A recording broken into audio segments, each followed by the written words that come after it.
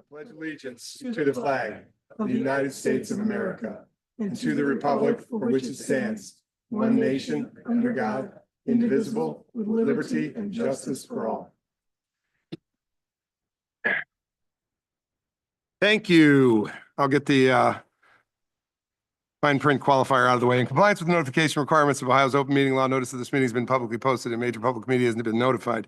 NOACA conducts this meeting according to Robert's Rules of Order. Members will raise their hand to move, second, or speak to a motion. Actions during a meeting will be taken by voice vote. If any member feels the need to abstain from any vote due to a conflict of interest, he or she should state their intention to abstain when the matter is introduced to the chair for presentation for the record. Subsequently, that member shall not participate in any discussion of the matter for which a conflict exists. According to Robert's Rules, absence from a meeting does not require a member to abstain from voting on the minutes. If a member still wishes to abstain, he or she should state their intention for the record. For the benefit of our guests, from the public, and the recording of this meeting, please be sure to speak into the microphone. The microphones can be turned on and off using the gray and blue buttons on top of them. They are on when the light is blue. At this time, I would like to invite members of our State House delegation to say a few words. This was prompted right into my script. Rep. Rader and Rep. Brent, if you're here, we just had I'll move off the script. We just had a legislative breakfast in the other room. Thanks for those that were able to join. We had mayors, county commissioners, engineers, agency representatives, and members of council and our esteemed state representatives. So I think I have two here. One's walking through the door now, but wanted to say to Representative Tristan Rader, thanks for being with us this morning. If you'd like to say a few words, and then I'll ask Rep. Brent if she'd like to come up and introduce herself and say a few words. Thank you.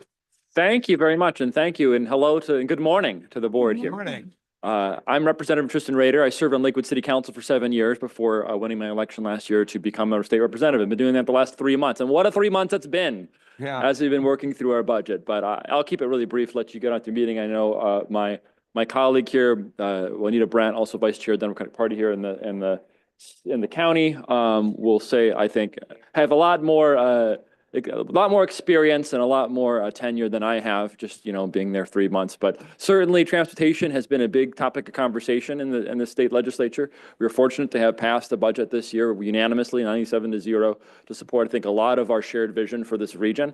And we're hoping to protect that. As it's changed a little bit in the Senate, we really do want to make sure we restore the MIPS transportation, the passenger rail, joining the regional collaboration there and keep pushing towards, I think, again, a lot of our shared vision. So thank you so much for continuing to advocate downstate for everything that we're trying to work on together to keep this region moving forward. And I'll turn it over to Juanita Brandt.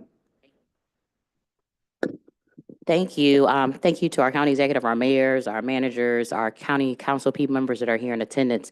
Thank you for allowing us to have this quick minute. If you hear my voice, it's like this because we've been fighting literally for democracy within our budget.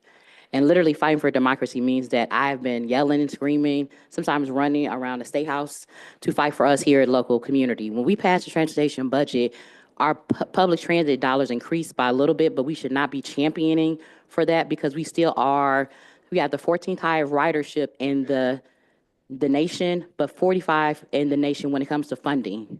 So we still are not making gains as we should. And we know with the economy that we have, that as much as we would love for our people that we represent to be able to buy cars, they cannot afford to buy cars, so they need public transit. So even with our state having a budget of $219 billion, we still are not actively putting money into the public transit to make sure that the people you live can go to work, can go to school, go to the doctor, go to the grocery store, and do whatever they need to do. So now that this transportation budget is over in the Senate, who knows what's going to happen? But I do want to mention that the reason why you just see Tristan and I, because our other colleagues are in Finance Committee. That's Glassburn, Sweeney, Robinson. Our other colleague, Patton, is over in the Senate right now dealing with the transportation budget. And other ones are trying to fight to put these amendments in the budget. So we are all just working hard with this $219 billion and this full rainy day fund, but we cannot seem to give you guys the increase for the local government fund. So when I say we need you guys to show up, all of y'all mayors need to be showing up. We're about to be having a sub bill that's going to be coming out in the next week or so. And I'm not seeing y'all faces. There's been amendments that's been put in to help a good majority of these cities in here. There's not been letters of support.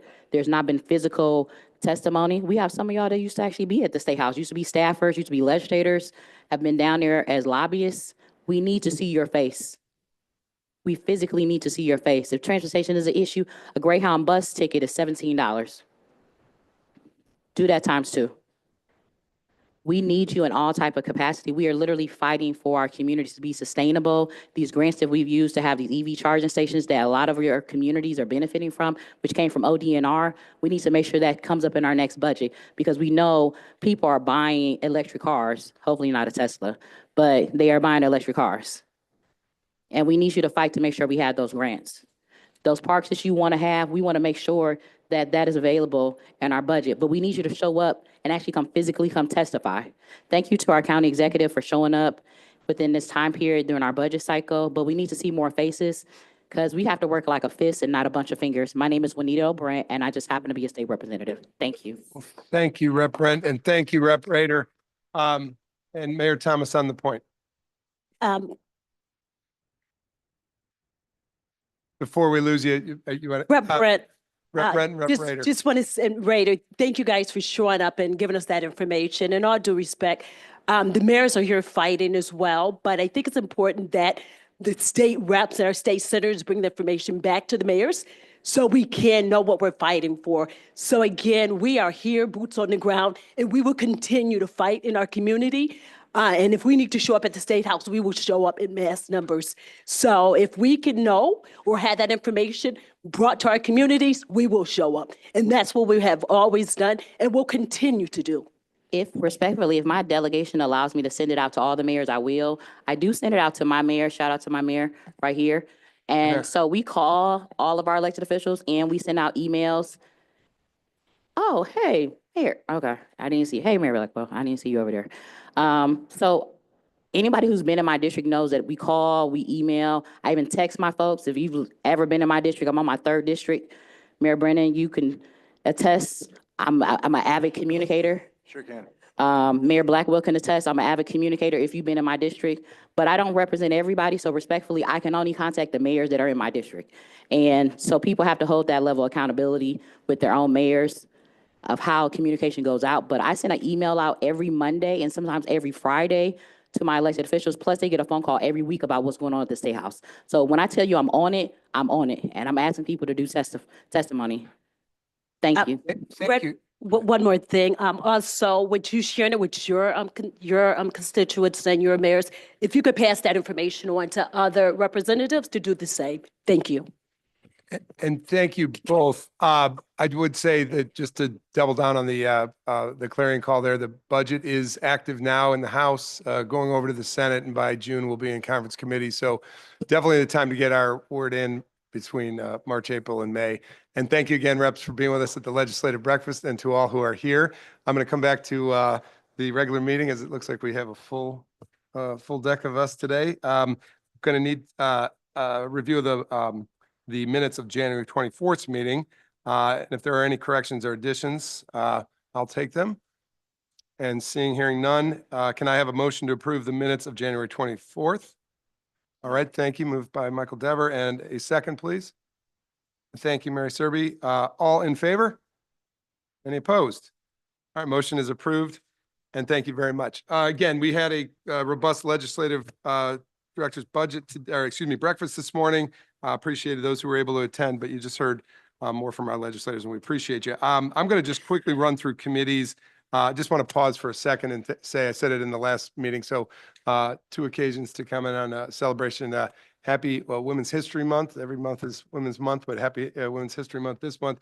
And also happy St. Patrick's Day to those celebrating here over the next week. All right. Executive committee reports. That's me. I'm going to just say I think there will be a report later on about some progress with the HR and Personnel and Organizational Development Committee, but we had a robust meeting that's kind of filtering up to exec. And I want to thank Grace for iterating with us to get the HR subcommittee to the executive committee up and running. Thank you.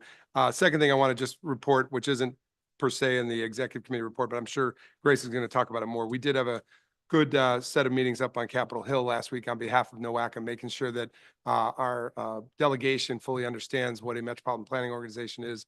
We have two new senators, as I mentioned just a minute ago in the other room. We have some new congressional reps, so making sure they understand who we are as a region.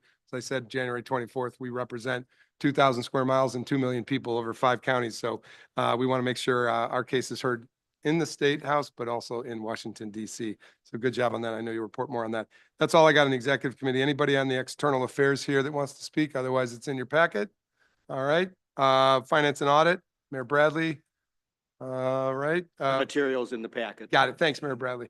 And saw you in the news this week. Thank you for your comments. And we were up together at Great Lakes Day.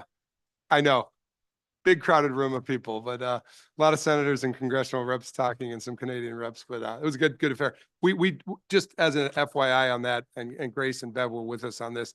They had the Great Lakes Day in Washington. So many of our shoreline counties were up there and representatives from our cities, and went well as the conversation goes. We've started a national caucus, Great Lakes Caucus, that's talking about issues of water diversion, talking about issues of keeping our pollutants out of our water, things you would imagine, but also the economic development opportunities. It's a huge economy around the Great Lakes, $6 trillion, and trying to work with our Great Lakes states around us and the provincial Canadian provinces to keep leveraging the Great Lakes. So Mayor Bradley and I and a team from NOACA were there. Good day. Brownfields revolving loan quarterly report. Anybody from financial on that? We good? Okay. I'm moving through because we'll get to the action items. But anybody from planning and programming, Mayor Dillon, anything to report on yours? Otherwise in the packet, go ahead. Oh, yeah, everything's in the packet. Hope everything will be well received today. Thank you. Thank you. Policy Committee, Mary Serby. All right. Governance, Trustee Brandon. Yep. Good morning, everyone. A summary should be in your packet. All right. That was quick. Public comments on today's agenda items. Welcome, public. I see two have signed in, one under the entity Commute with Enterprise. You have the mic.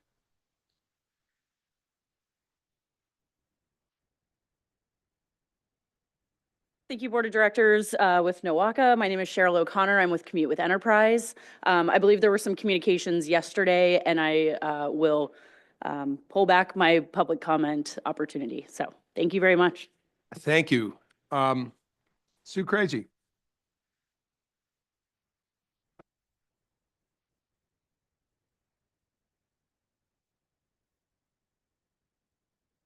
Good morning.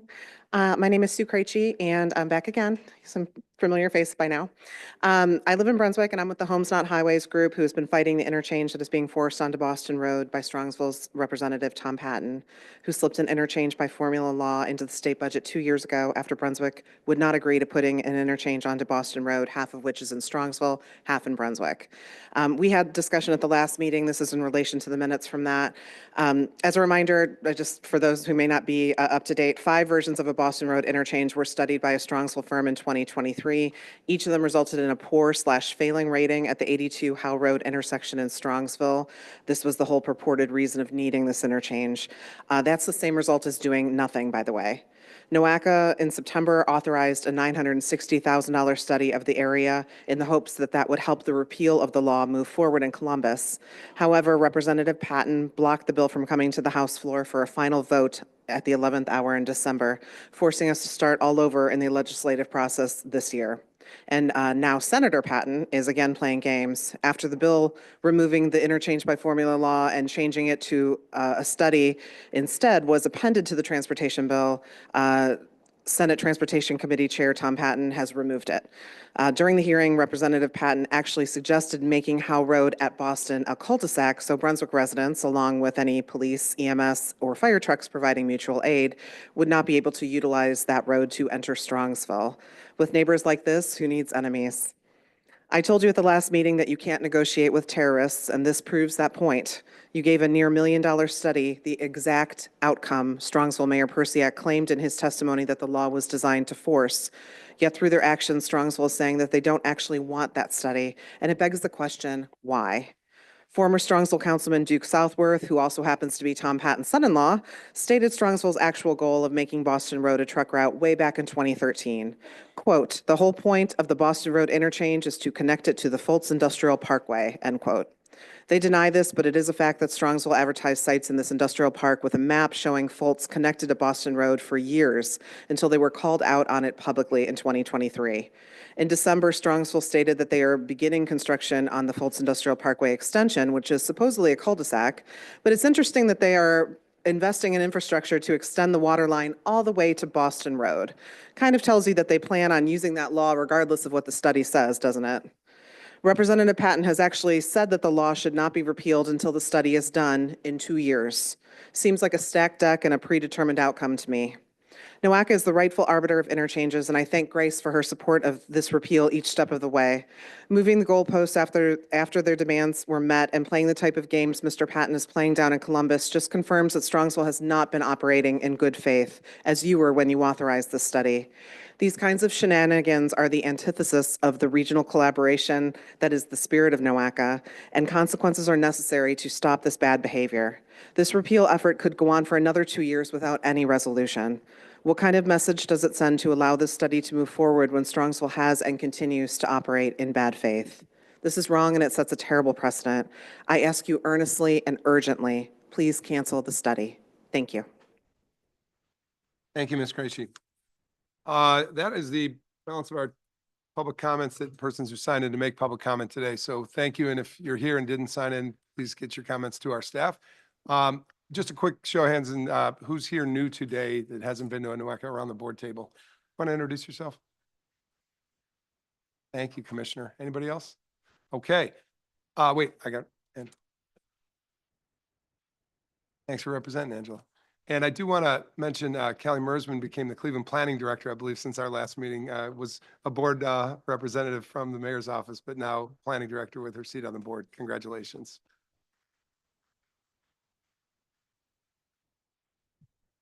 As far as President's report, I gave the quick update on Washington, which I know Grace is going to follow further on, but I just wanted to say we're working with the NOACA staff to take our show on the road, a couple of meetings this year. I think we have commitments for a meeting in Lorain County and a meeting in Lake County, and Geauga, Medina, we're coming soon to you. But for this year, we're going to look at June and September in both Lorain and Lake. And I think Lorain's up in June, right, John? As you're nodding your head, Mayor. All right, so we'll see. I think that's going to be at Lorain Community College, but more news to come. Trying to get NOACA out on the road to get to see what's happening in other counties. And really, that's all I have in the balance of my report. How about the President's report?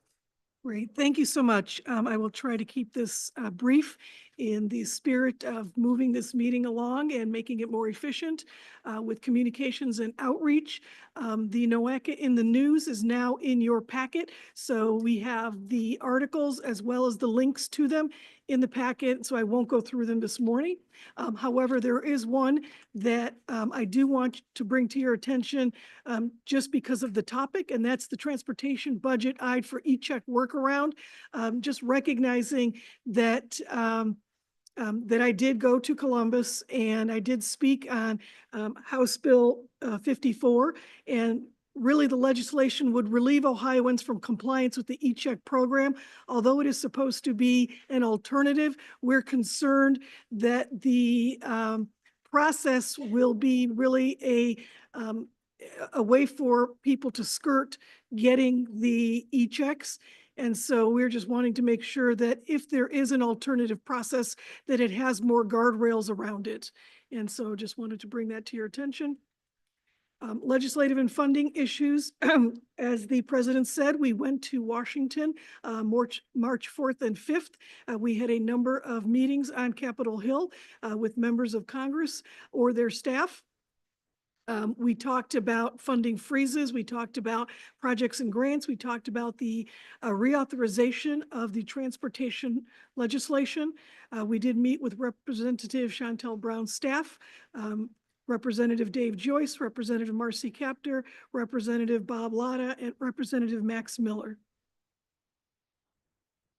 Also, as mentioned by the president, we were there for Great Lakes Day. That was on March 6th. And we had the opportunity to listen to our legislators make some speeches about the importance of the Great Lakes, but we also had the opportunity to hear from others, such as Senator Amy Klobuchar from Minnesota, about the Great Lakes and the other perspective of the Great Lakes region. We also happened to be there for Ohio's 222nd birthday. So that was celebrated at the Library of Congress on March 5th. And again, we had the opportunity to hear some great remarks from some of our legislators, including Representative Max Miller and Amelia Sykes.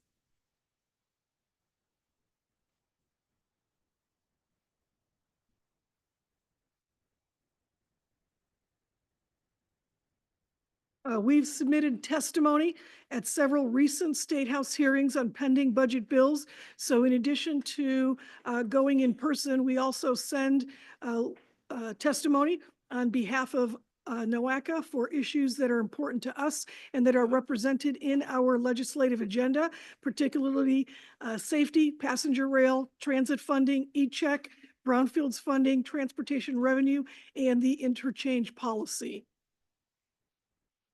Also on March 5th, there was an event at the Ohio State House sponsored by All Aboard Ohio. And the intent was to support improved passenger rail opportunities for Northeast Ohio and to bring that strongly to the attention of the legislators, and NOACA was represented there as well.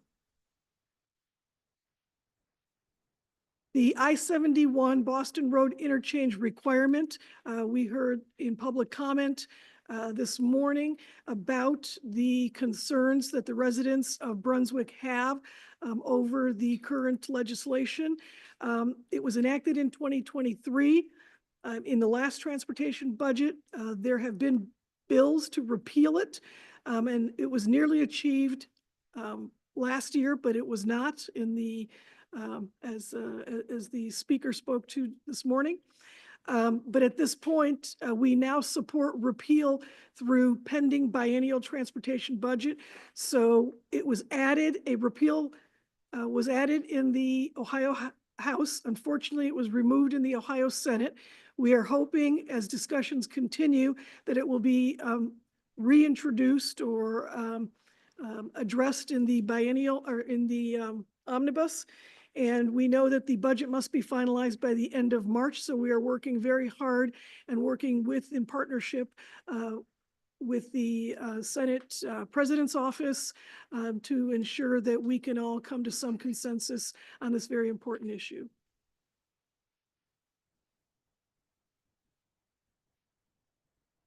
Actually, in addition, that's not represented on here, we did have a meeting this week on the I-71 study, so not the interchange, but the study. So we had a technical scope meeting, which was something that we discussed at the January meeting. And so we had the technical scope meeting, and that meeting was to ensure that all parties, so we had ODOT, NOACA, the consultant, speak to, as well as the county of Medina and the county of Cuyahoga, speak to the purpose and need of the study and the fact that the study really is all-encompassing and objective data-driven. It does not specifically look at any solution. The solutions are going to be the outcome of the study. We identify the problem and would like to move forward on solving the problem. At this point, however, I know that the legislation is important to moving this forward as well. On the point, Commissioner.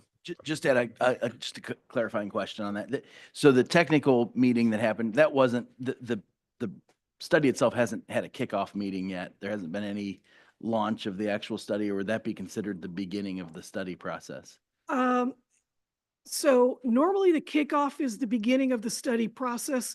And based on the January meeting, we did not have the kickoff meeting in order to have the technical scope meeting to make sure that as we discussed the purpose and need, that we were all on the same page and that the interchange was not a predetermined outcome. Gotcha. And I appreciate that step. I also appreciate the comments and the testimony that's been given. I guess the clarifying question that I have is, are at the point where we begin expending funds, would that be the technical, the work that was done this week? I don't want to misnomer it, but the work that was done this week, does that commence our spending the $1 million on the study, or does that happen sometime subsequent to this point? Well, we have already signed a contract with the consultant. So the contract was subsequent to the board approving it in September. The meeting that we just had would be part of the expense. Okay. And the reason I asked that is, you know, as you mentioned, the transportation budget has to be finalized by March. We're in mid-March right now. So my inclination, which I think is consistent with conversations we've had at prior meetings, would be for us to hold off any commencement of that. I'm somewhat inclined to stop short of taking any action to formally postpone or can't, certainly, I don't want to cancel, because what I'd like to see is the legislature move forward in March, in which case, if we do nothing, we can begin in earnest once that bill is signed and the repeal is completed. But it would be very, I think it would kind of frustrate the process of getting the repeal in place if we're moving forward either way. And I agree with our speaker, and she's made comments to that point in the past, which I agree wholeheartedly with. So I guess my thought process is, if that process can't be paused in the absence of us taking action today, then probably in the new business phase, I'd be inclined to advance something in that regard. But if you're saying there's nothing imminent that's going to move that forward, in the absence of action today, to the contrary, I'd rather we just kind of take a step back and see how the legislative process plays out. That has been the direction that we are going in. We're hoping that by the end of March, we will have a resolution on this issue through the legislature, and then we can begin in earnest the kickoff and the rest of the study. Great.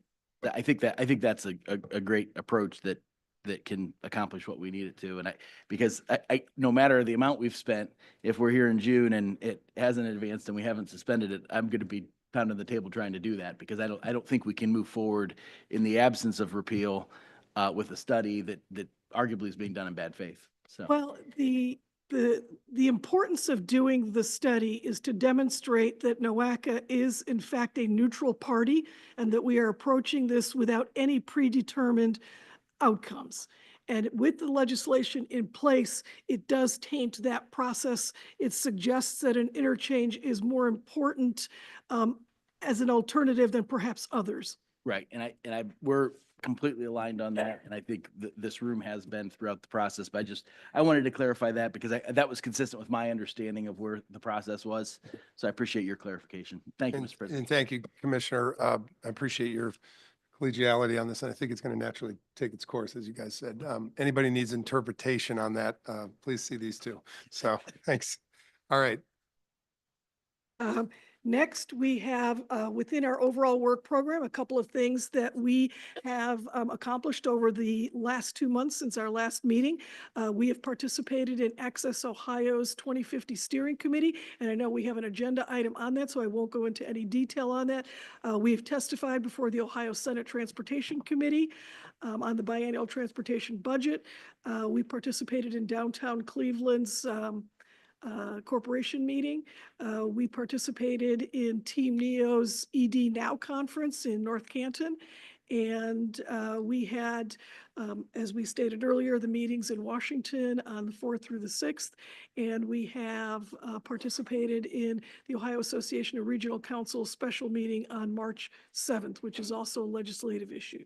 Just on the point, in case anybody missed the news, former Senator Matt Dolan is now the CEO of Team NEO here in this region. So congrats to Matt, and also probably worth a visit from your counties to see him. Yeah, that's actually a great point.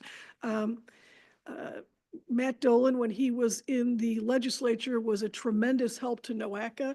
He very much embraced the legislative agenda that we had and assisted us in many, many things. So we look forward to working with him in his new role at Team NEO. We have coming up a NOACA External Affairs virtual forum, and the forum is titled How Land Use Patterns and Transportation Infrastructure Supports Economic Growth. We have many of our own board members or committee members, along with NOACA staff, leading this panel. So if you care to register for it and participate, it will be coming up next Thursday. Our CMAQ program is now open, so the application round for 2025, we will be accepting applications through May 2nd. We will have a webinar on April 9th at 10:30 a.m. You do need to register for that, and these are funds for projects that include vehicle or machinery updates, bicycle and pedestrian facilities, traffic signal timing and connection hardware, with the idea of, as the title suggests for the funding, improving congestion and improving air quality. So relieving congestion, improving air quality. Also, the Climate Pollution Reduction Grants Program, Community Projects Funding Opportunity. NOACA and the City of Cleveland have allocated $300,000 for local climate action planning and engagement through the CPRG program. This $300,000 is targeted for Geauga, Lake, Lorraine, and Medina counties. Cuyahoga County is not eligible because they have already received their share of the funding separately. And so those applications will be due April 14th by 4:30 p.m. And a webinar will be held, actually was held yesterday on March 13th. Enhanced mobility for seniors and individuals with disabilities, which is also called Section 5310 Program Project Solicitation. So we are now currently open for that as well. We had a webinar for interested applicants on March 6th, and the due date for the applications are April 11th. And this, of course, provides support to transportation providers, particularly filling in gaps that exist in those who offer coordinated transportation for seniors and those with disabilities. Quick announcement. We've heard you loud and clear about wanting minutes in a way that helps support your research and your preparation for the board meeting. So we have come up with a solution that will accomplish two things. One, get them to you 2 weeks prior to the board meeting, but more importantly, it will allow us to take all of the minutes that are part of councils, subcommittees, and then committees that relate to an item that goes before the board will all be prepared and ready before that board meeting. So they will be in draft form. They are not at this point going to be approved until those respective councils, committees, and subcommittees meet the next time, which would happen after the board meeting. And in front of you, you have an example for the June 13th board meeting that you would have the Transit Safety Operations Council, BPAC, Air Quality, Water Quality, Transportation, Economic Development, Equity, BACAC, RAC, and ELAC, and then the committees of Finance and Audit, Governance, Executive, External Affairs, Policy and Planning and Programming. All of those would be prepared 2 weeks prior to that June 13th board meeting for your review, and we will have them posted online. Yep, please, Mr. Claypool.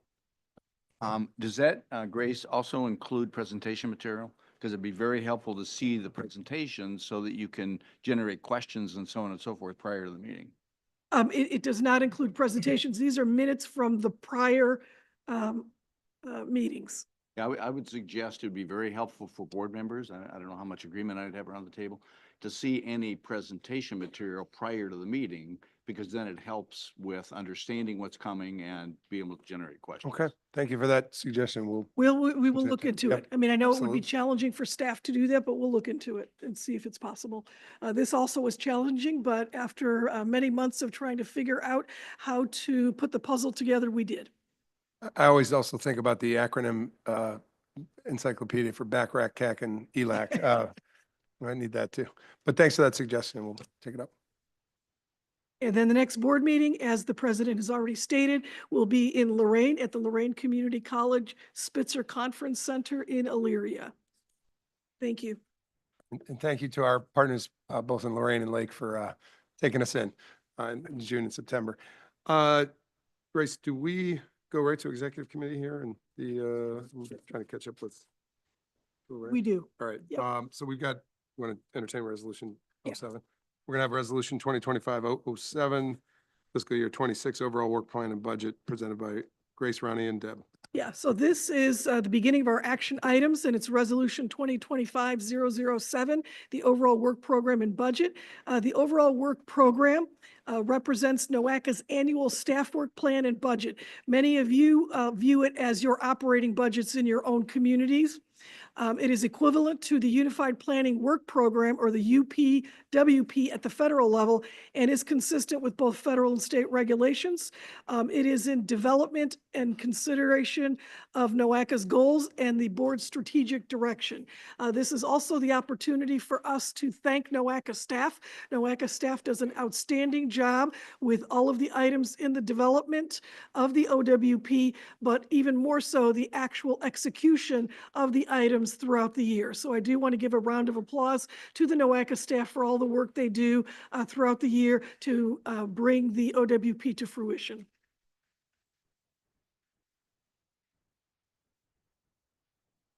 With that, I will turn it over to Ronnie Blackshear, who is our Deputy Director of Compliance and Policy, to start the process of bringing this item to you. Thank you, Grace. For the record, Ronnie Blackshear with NOACA staff. The action requested is the request that the Board of Directors adopt the following resolution, which is Resolution 2025-007, which approves the state fiscal year 2026 overall work program and budget. Previous action was recommended by the OWP was recommended by the Executive Committee at its February 14th meeting. The budget portion of that OWP was recommended by the Finance and Audit Committee at its February 14th meeting, and it was presented to the Planning and Programming Committee at its January 31st meeting. As far as the highlights of the OWP, it's a federally required document. It's developed annually. It represents NOACA's budget and guide for transportation, environmental, and economic development planning work. It includes detailed descriptions of tasks, work elements, and a summary of the budget used to fund the planning activities. It includes the new initiatives, ongoing activities, the actual budget, and the framework for the long-range plan implementation, which is currently being updated. Work on the draft OWP and budget generally begins with the months August through December. As far as the Finance and Audit review of the budget section of the OWP, it was done on February 14th of this year. The draft of the OWP was sent to ODOT, FTA, and FHWA. Actually, it was due on March 7th, but we were able to get it to them several weeks earlier. Of course, we're at the board now for the board's action of the OWP, and the final of the OWP is due at ODOT, FTA, and FHWA on May 9th. The 7 divisions, which includes executive programming, strategic environmental planning, transportation planning and engineering, public affairs, administrative services, and finance, all contribute to the work program activities.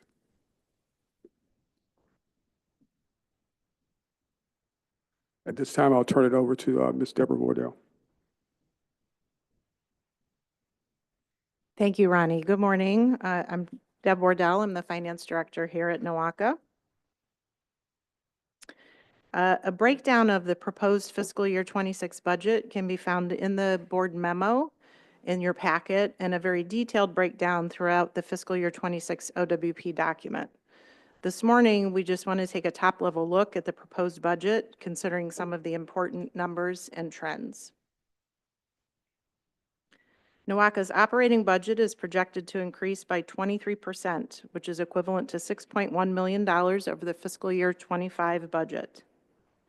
The pass-through budget is forecasted to slightly decrease from last year for a total of $9.2 million.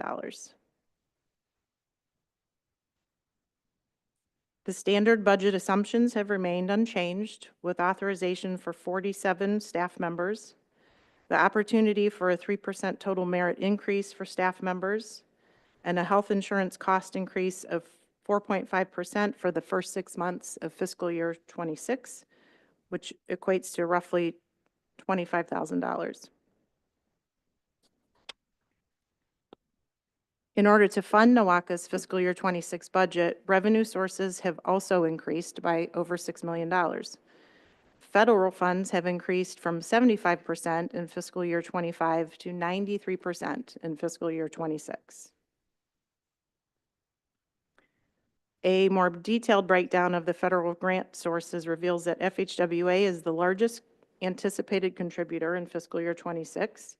And this is due to the contribution of CRRSA funds toward the Irishtown Bend project and the expected receipt of the CFI funding for Phase 2 of NOACA's EV charging station program. As a result, capital expenditures are expected to account for 67% of the fiscal year 26 budget. Salaries are the second highest category at 13%, or if you combine them with the fringe benefits, actually 20% of the overall budget. Several trends become apparent when we compare actual expenditures from fiscal year 24 and the projected expenditures occurring in 25 and then projected for 26. In the first category on the left of the slide, we can see that salaries and benefits have been increasing at the average rate of about 18%. This is due primarily to increased number of staff members, the average of 7% increase in wages, which has been caused by the compensation study that was completed last year, promotions, and merit raises. And finally, contributing to that number is the health insurance cost increase.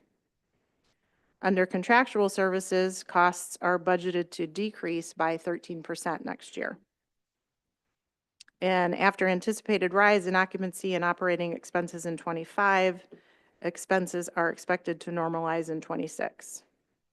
And then finally, as mentioned on the previous slide, in the last category, we can see the expected rise in capital expenditures.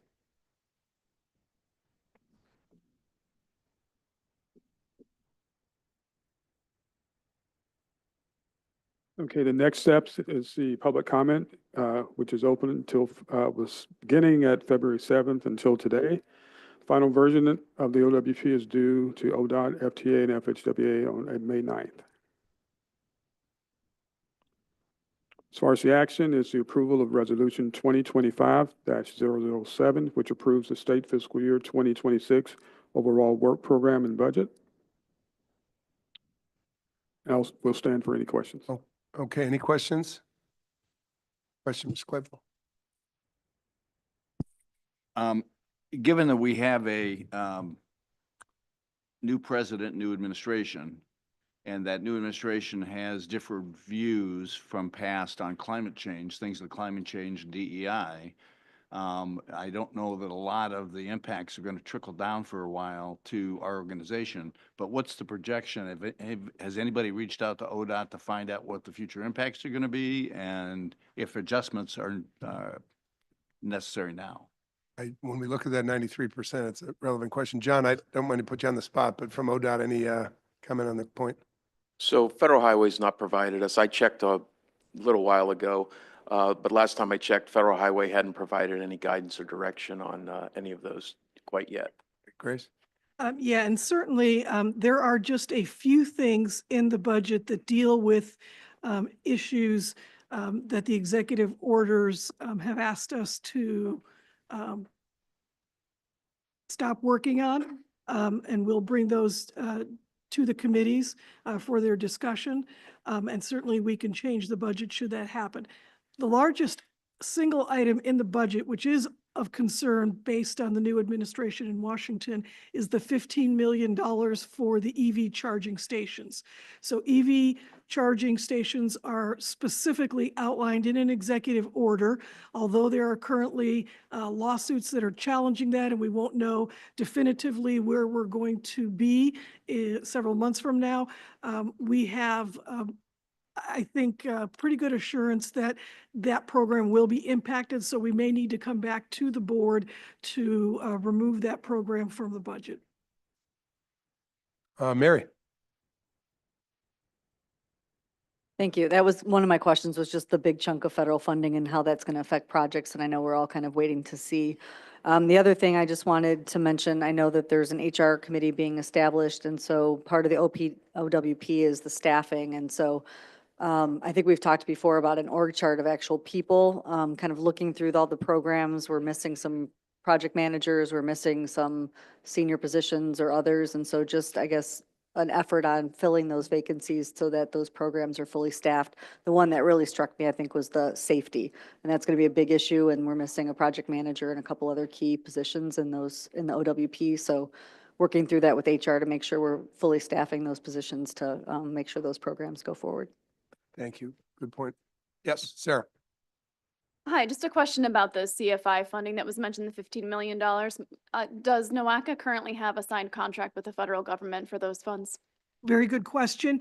Yes, we do have a signed contract with the federal government, which works in our favor, but we do not have a signed contract with a vendor yet. Thank you. Anybody else? All right, please, John. Thank you. In this 33 million on the budget revenues, is the 15 million for the charging station included in that? It is. So therefore, we have left just almost a little more than half of that, right? That would be correct. And one more question is the operating budget is 9,243,000, is that correct? That Or is sounds that- about right. I'm looking over to my finance director. I'm sorry, spent 2,243,000. That would be for fiscal year, anticipated for fiscal year 26, correct? I'm sorry, I couldn't hear the amount, sir. We have the 33 million total revenues. Out of that, 15 million of it is for the charging stations, but on our budget for expenditures, we have $9,243,000 and $328, correct? $9 million for what Operating. specifically? That's an operating expense for NOACA, correct? Yeah, it's on. What, Can you tell me specifically what you're looking at? Yes. what page are you looking at? I'm showing page 20 here, or sheet 20 on my packet. Of the OWP? It's in the budget, federal pass-through. This is the OWP budget summary that we received in our packet for the finance meeting. Oh, for the We showed it, finance. it's in our packet currently, and it shows where we have total revenues of 33,261,517. Okay, on the budget summary? Yes. Okay, thank you. And then we have, I would just want to verify then the expenditures for 2026 are expected to be 9,243,326. So Deborah, this is page 45 and 46 of the current board packet. So it's attachment 1, the 2025 OWP budget summary.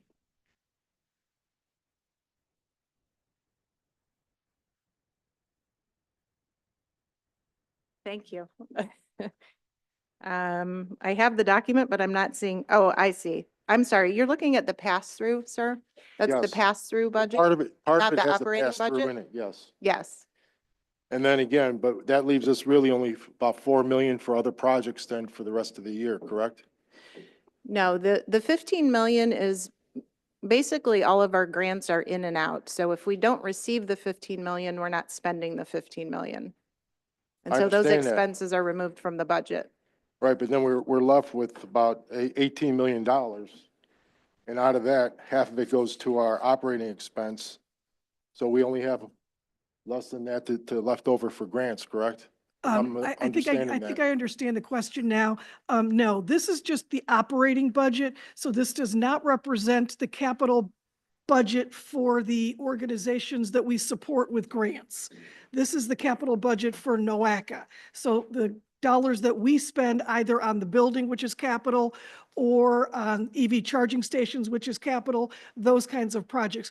We still have another about $60 to $65 million that we appropriate or award for appropriation to those that ask for projects. That will be coming up in the tip, so that is another item on today's agenda. So we'll talk in more detail about that. Are those carryovers or those are just accumulative? Those are annual. Okay. Okay, thank you Sure. for the And clarification. the TIP is a 4-year program, so we'll be presenting that later. So to think of it how you all think of your budgets, operating budget is the OWP, capital budget is the TIP, but within the operating budget, we have our own capital that we spend that we don't award. Okay, thank you. Thanks, John. Any other questions? Okay, it was good discussion about fluidity of budget and adjusting as changes happen. So I will now take a motion on Resolution 2025-007 in front of you. Can I have a motion to approve? Thank you, Mr. Dever. Do I have a second?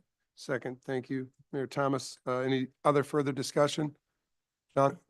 Just want to get my abstention in there, as I historically do on this, because it ultimately goes to ODOT for approval. Understood. Thank you. Anybody else? Discussion or abstentions? Okay, all in favor? Aye. Any opposed? Motion carries. Okay, thank you, everybody. And thanks to the staff for the work on that. It's a lot of work. Resolution 2025-008, I think it's Allison Ball.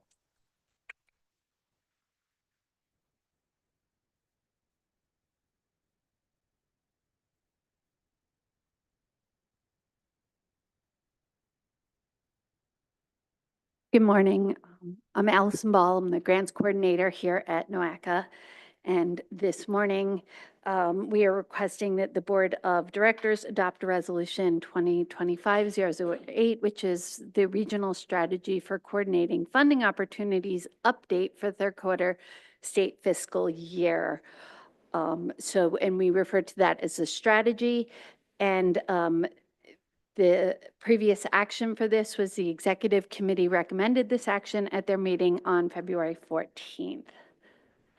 So the background, NOACA first adopted the strategy in March of 2023 and subsequently adopted guidance for updating the strategy in June of 2023. This guidance provides a structured yet flexible process for updating the strategy that ensures fair practices for implementing the strategy. So the strategy was developed based on federal guidance that regions prioritize their capital needs and develop a project pipeline. And quarterly updates are vetted through the NOACA process, the committee process. And then this past January 15th, we held a virtual workshop for board members and stakeholders to review the process and fill out the opportunities, the open opportunities in 25 and 26. So the way communities can update the strategy is they may submit an update form for consideration, and this form is available on our Funding and Resources webpage on the NOACA website. And if an update is necessary in between quarters, which sometimes it is, NOACA will still implement the update consistent with Resolution 2023-32. So in addition to tracking regional projects in the strategy, we're also tracking the updates to the funding programs themselves. The funding opportunities are changing to align with the new administration. Grant timelines often vary from the projected timelines. Multiple funding years may be solicited at the same time. And then some of the notice of funding opportunities that were originally proposed have been split, or multiple NOFOs, notice of funding opportunities, have been combined into one. So we've been tracking that, and what we're finding for this quarter is that a couple of the funding programs on the strategies are dependent on reauthorization or appropriations. Also, the U.S. Department of Transportation is tracking the statutory requirements, and they noted on their website that Ohio has met that requirement for the Bridge Investment Program. And then some of the, again, with the new administration, some of the funding programs are changing. The RAISE NOFO was changed back to BUILD, and this NOFO was updated with revised criteria. And some of them are closed for review, currently closed for review. So with that in mind, the strategy updates are included in your agenda packets. They start on page 49. There are two different versions. We provide you the marked up copy that shows all the changes, and then a final copy. So when you're looking at the marked up copy, the italics indicate applications that haven't been submitted. There's a couple reasons why projects might not have been submitted. One being that the NOFO never even opened, or the project was not ready, or the project didn't match the, was not a best match for the project after the NOFO and the criteria were reviewed. So if it's blue, the applications were submitted. Purple are updates. Purple with crossouts means that they were taken out by their sponsors, and red were submitted but not funded. So, and again, we gathered with our stakeholders and board members in January and reviewed the process, reviewed the open opportunities. So we have quite a few updates. Again, this is all included in your packet, so I'm just going to kind of briefly gloss over these next few slides with some of the highlights. So the City of Bay Village, their updates all relate to Cahoon Memorial Park, removing it from some programs and adding it to a specific program in 2025, the Transformational Habitats. The City of Cleveland Heights added 2 programs, one Safe Streets for All for their city, and then a multi-jurisdictional planning project for 2025, and then implementation in 2026. Shaker Heights also added a planning project for Safe Streets for All. So the City of Cleveland has quite a few projects here added. The Carter Lift Bridge was added for 2025. Lee Road Complete Street Rehabilitation was added for 2025. And there were changes to the North Coast Connector and Cleveland Smart Corridors pertaining to 2025 and 26. So, more changes. The Cleveland Multimodal Hub was added to several programs for 25 and 2026.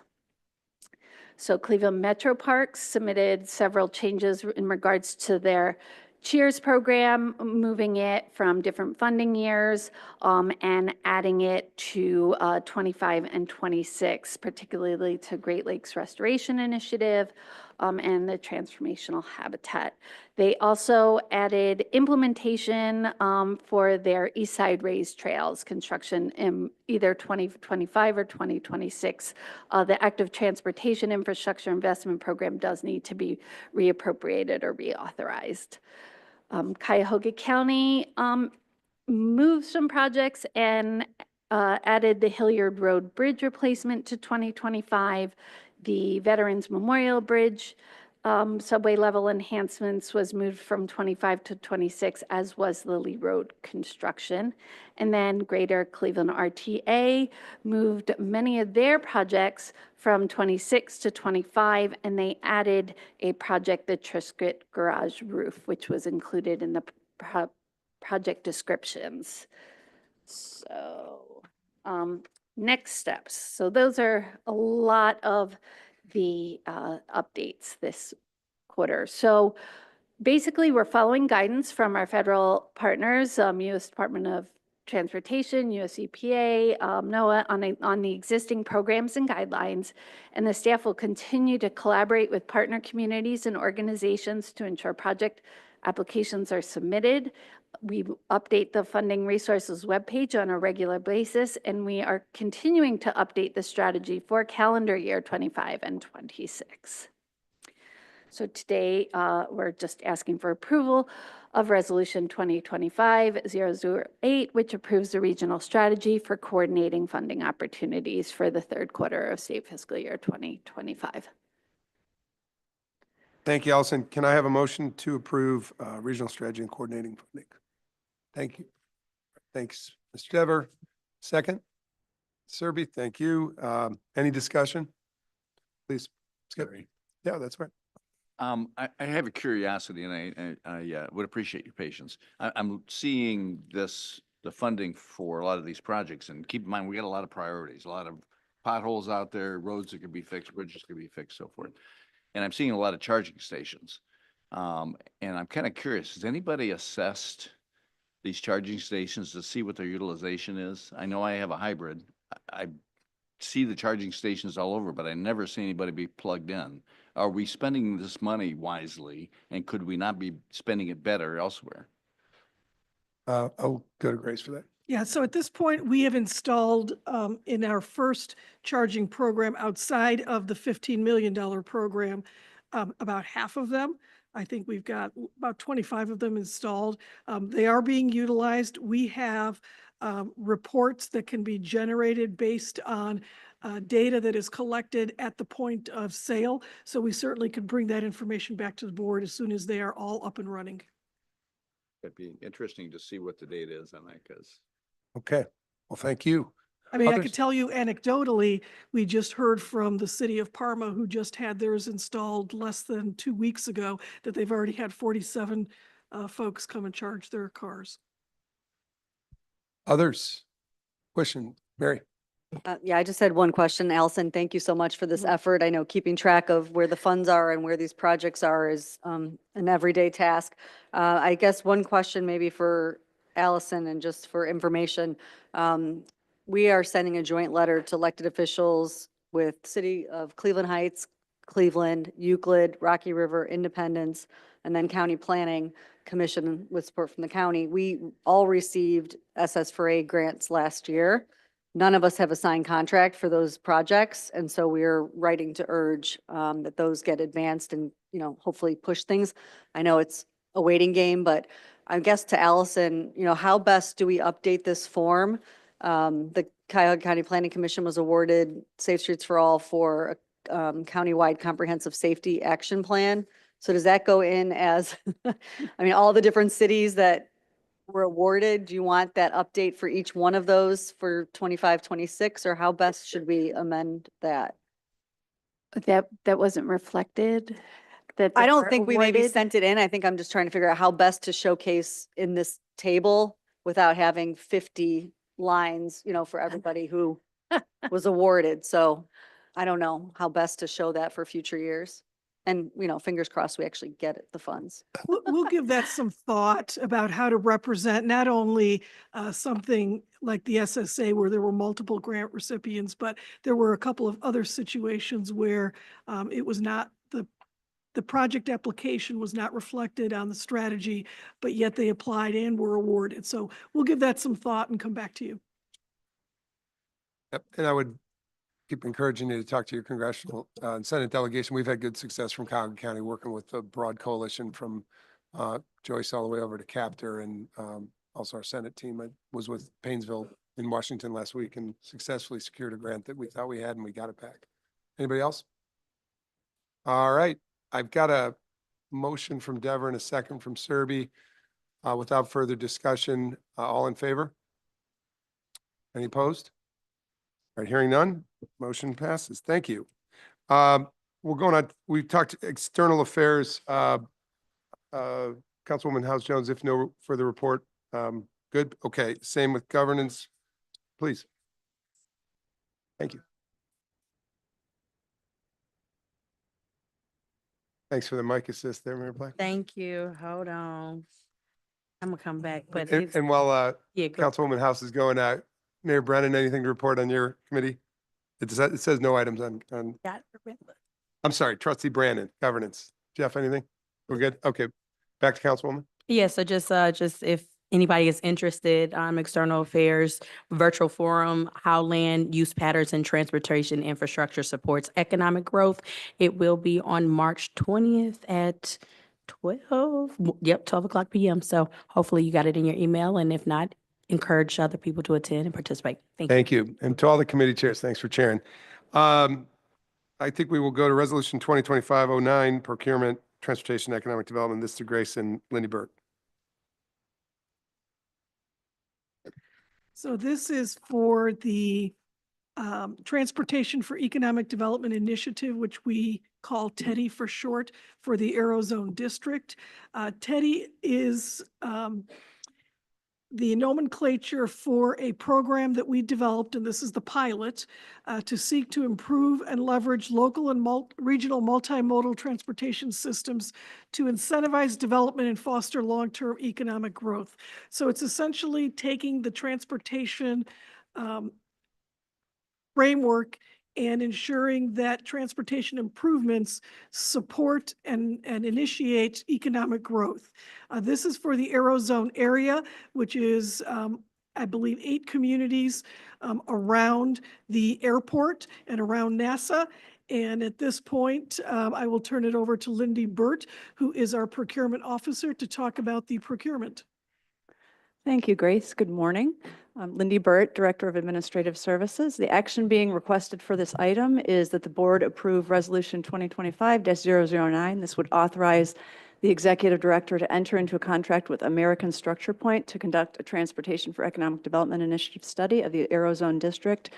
Previous action on this item, it was introduced at the Finance and Audit Committee in November. It was tabled at that time. The committee had questions about the Browns Stadium project. Still do. and the economic development components of it. We then brought it back to the Finance and Audit Committee at their February 14th meeting. And at that time, the committee did recommend moving it to board for further consideration. So as Grace mentioned, the study area for this project is a 50 square mile area located in western Cuyahoga County. Some of the anchors in this area include but are not limited to the airport, NASA Glenn, Ford IX Center, among many others. It does cover actually 9 municipalities. In past presentations, I had said 8, but I did realize that Parma is in the geographic area. It is, although they're not a member of the Aerozone District itself. The procurement was posted August 1st through September 16th of 2024. We did receive 2 proposals in response, and the recommended vendor through the evaluation process is American Structure Point. They will be sub-consulting with 3MPH Planning and Consulting, a local firm for transportation planning and public engagement services. The financial impact of this item is that NOACA would enter into the contract for an amount not to exceed $414,748. The estimated project duration is 18 months, and the source of funds on this is consolidated planning grant funds. So again, to recap, action being requested, approval of Resolution 2025-009, authorizing Executive Director to enter into a contract with American Structure Point to conduct a TEDI study of the Aerozone District. Okay, any questions? Please, Commissioner Harrison. Just a quick question, because this is part of the area that would, if Strongsville's involved, and I think, does it go to the western boundary of Cuyahoga County? Is that, does it go that far west, or does it just catch the eastern edge of Strongsville? Oh, I don't know. Sorry. My understanding is it just touches on Cuyahoga County. So, but if it goes, if it covers Strongsville to Strongsville's western border, or well, even the center part of Strongsville, we're talking about the 71 corridor, Boston Road, right there being on that borderline. So is that part of the area that would be studied in this? And then how would that interplay with any other studies that are being completed specific to the interchange study that we've previously discussed? You want to speak to it? Just, not exactly 100% I'm on the Aerozone Alliance board. And so I know it's a piece of Strongsville really to capture a business park at the northern end. So I don't know if it goes as far as 82. So your understanding is more tied to the airport corridor? Right. It's really, Brook Park, City of Cleveland, and then it touches a lot of the other communities. And so it's really looking at all those different transportation networks, mainly the airport being the destination, and as well as getting to and from there, just all the other communities that people live in that work in that area. So I do think it's important, as you noted, though, if there is a study on 71, that there would be some coordination there. And I would just obviously say with the Browns situation happening, in addition to that, I'm sure you've seen that they're really pushing for NASA to move their headquarters from Washington, D.C. to this area back to NASA. So there's a lot of activity here in this area. I was going to mention that last part. Congressman Miller, Max Miller from the 7th District has taken his moonshot. He's gone to the president to advocate for the movement of NASA headquarters to the Glenn facility site in the Aerozone, as Mary said. He's entertaining anybody representing a public office, public agency, letters of support. I think those are being channeled through the Greater Cleveland Partnership, but we could also interface, I'm sure, at NOACA. Yeah, we certainly can come up with a letter of support that we can send. Does anybody have opposition to that? And just because it's kind of a concurrence. Should we vote on that as a sub matter? We can do something after this item, yeah. Okay, let's do that. Maybe We'll, under we'll separate them out. business. Yeah, let's do that. We'll go to new business with the NASA piece, but on resolution 2025-009, that was discussion. If there's any further, questions, please, Councilman McCormick.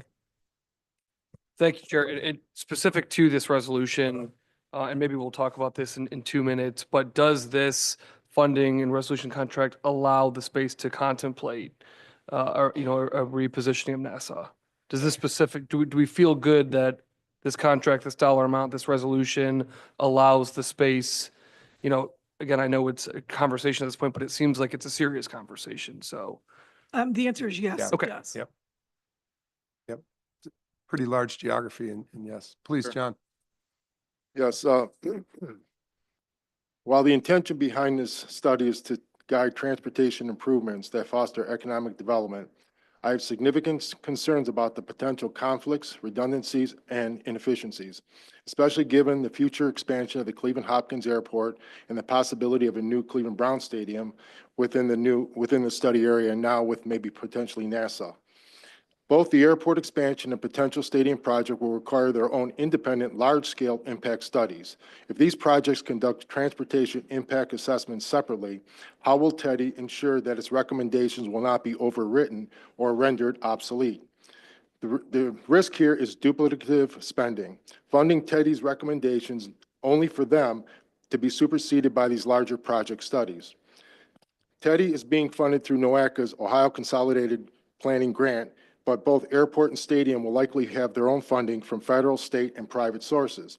If their development priorities differ from Teddy's findings, which recommendations will take precedence? Will Teddy's study hold any real authority when these larger projects dictate their own infrastructure changes?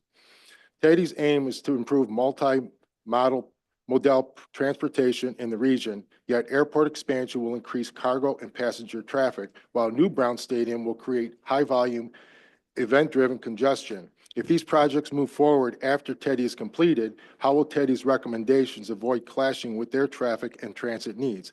Will Teddy be able to pivot and incorporate unanticipated projections, or will its findings become outdated before implementation even begins?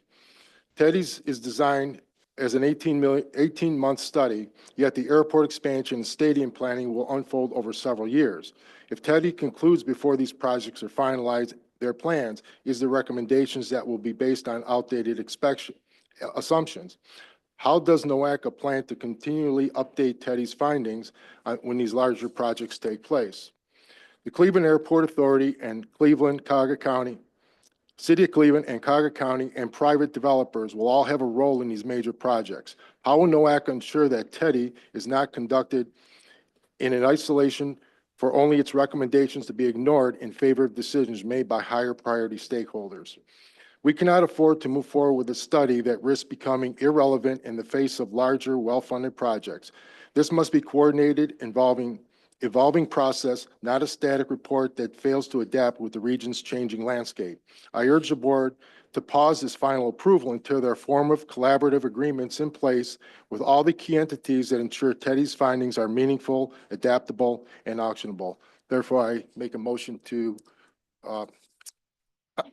table this. What we're going to do then is take a motion on the existing, we haven't had a motion on the existing resolution in front of you. John, pause for a minute. Let me do that. I'll have a motion. Motion to approve, Brennan. Okay, thank you, Mayor Brennan. Thank you. Do I have a second? Sorry, second from Mr. Claypool, thank you. Okay, let me take yours as a secondary. I'm gonna go to council, yeah. Yeah, so do we do that within the context of the motion? Or do I take the vote on this motion? Or do I take the table? Yeah, sorry, getting my Robert's rules here. Okay, so we have a motion, we have a second, and then back to council. We'll now enter. All right, go ahead with your motion. I make a motion to table. Is there a second on the motion? Give me who said second? I'm sorry.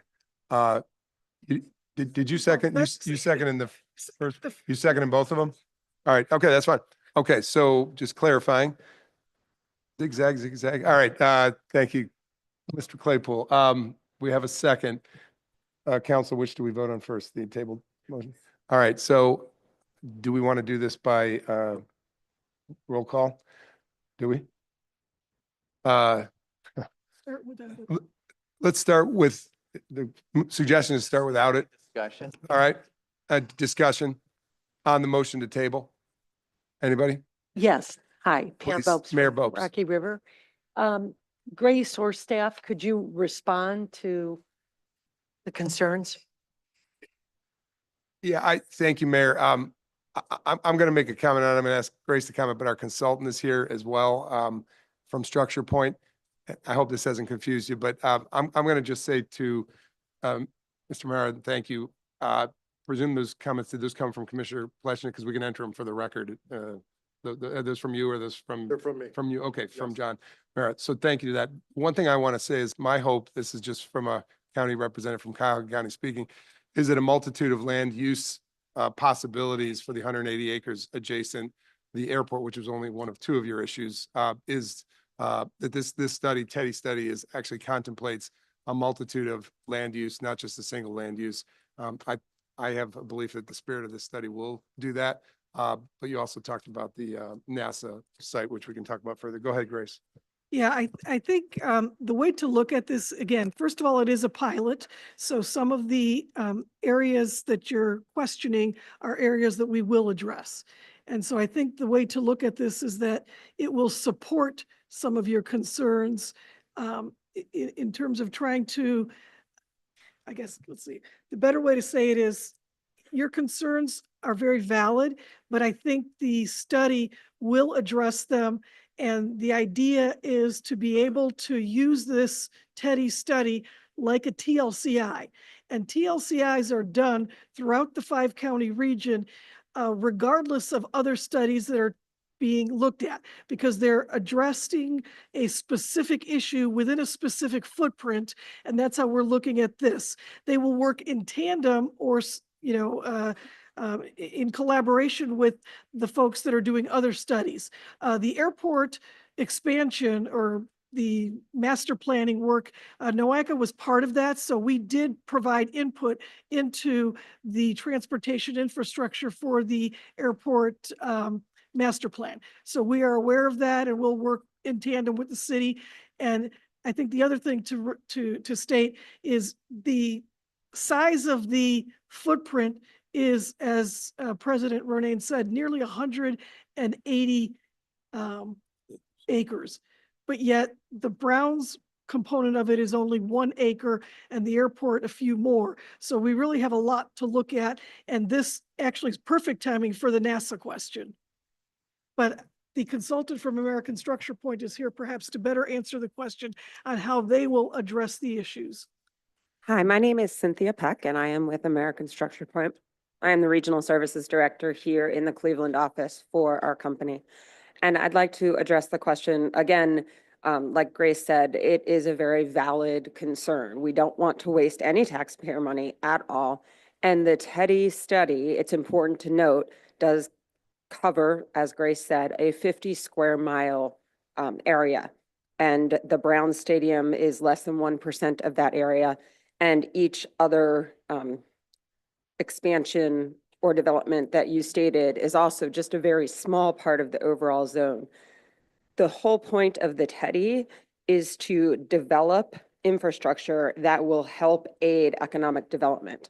So what we are doing is we are looking at the existing conditions report that was already done by NOACA. We are going to update that with anything that has changed since that was completed. We are going to go out into the area and do a lot of public involvement in order to get information from all of these stakeholders about what is on the table and what they want to see in the area as far as economic development, as far as infrastructure connectivity. That's really what the infrastructure portion of this is to aid in connectivity, which what that means is Are we developing areas where people can shop and eat that are adjacent to places where they're going to work? And are there ways for people to get transportation to all of these employment centers, whether or not they have their own cars or they don't? So looking at transit, looking at multimodal, looking at all of those things together, not specifically at one development. Traffic impact studies are separate from a TEDI study. A TEDI is a much larger picture study that involves looking at how infrastructure can assist with the economic development of the entire area, not just one specific zone in it. Thank you, Cynthia. We are in discussion mode on the motion to table, which has a motion and a second. Any discussion on the motion to table? Mr. President, Commissioner Harrison. just a follow-up question. And I like to simplify things sometimes to oversimplify, so I apologize in advance if this is an example of that. But I think of this more in terms of the study scope. So if the study scope, I appreciate, and I think that's a good plan in terms of collecting input on the front end in terms of what the intended uses would be. But in spite of somebody's best intentions, and the hypothetical that I think is easy with this is if the intention is that it not be, or the public sentiment is that the Brown Stadium not be part of this, does that inform your study to the point where you're 12 months down the line, and then in spite of that public sentiment, the Brown Stadium is going there, and now it does maybe make the study obsolete? So I guess my question is more to flexibility and how where and when there'll be opportunities to pivot the scope of the study, because in spite of everybody's best intentions on what it should be or what it ought to be, there could be developments that are coming in that maybe don't have broad public support, but look somewhat inevitable once they start to collect $1 billion towards the project, just pulling numbers out of midair. So that's my question, I guess, is to what degree can you pivot? Because if it's kind of locked in from the point where we authorize it, I generally support waiting until we have a better idea of what the scope should be. The TEDI process is extremely flexible, but I think that there's a misunderstanding in that we are not looking at specific developments for specific sites. That's not what we're looking at. What we're looking at is an overall infrastructure upgrade in order to support whatever development would occur. So whether it's going to be a stadium or whether it's going to be an expansion of NASA or whatever is going to be the individual developments, we are looking at the entire infrastructure of a 50 square mile area to upgrade it to support whatever development occurs. Thank you, Cynthia. Other questions? Please, Commissioner Ragovich. So the potential stadium, I love to see it downtown personally, because I come from the east side and I'm a lot farther, but it's 1% of that 50 square miles, which is 5 acres. There's approximately that. It's a 180 acre site, but 1% you said of the 50 square miles. Less than that. Yeah. So it's less, so it's very small, but that probably doesn't take into account any hotels, restaurants, and that would go along with that. But that could be part of the study, as well as a smaller study that would be performed later.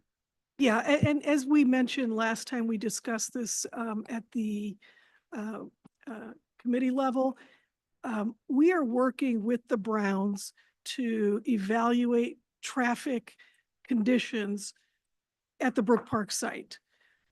We did that when they were contemplating the downtown site, so this is just part of what we do.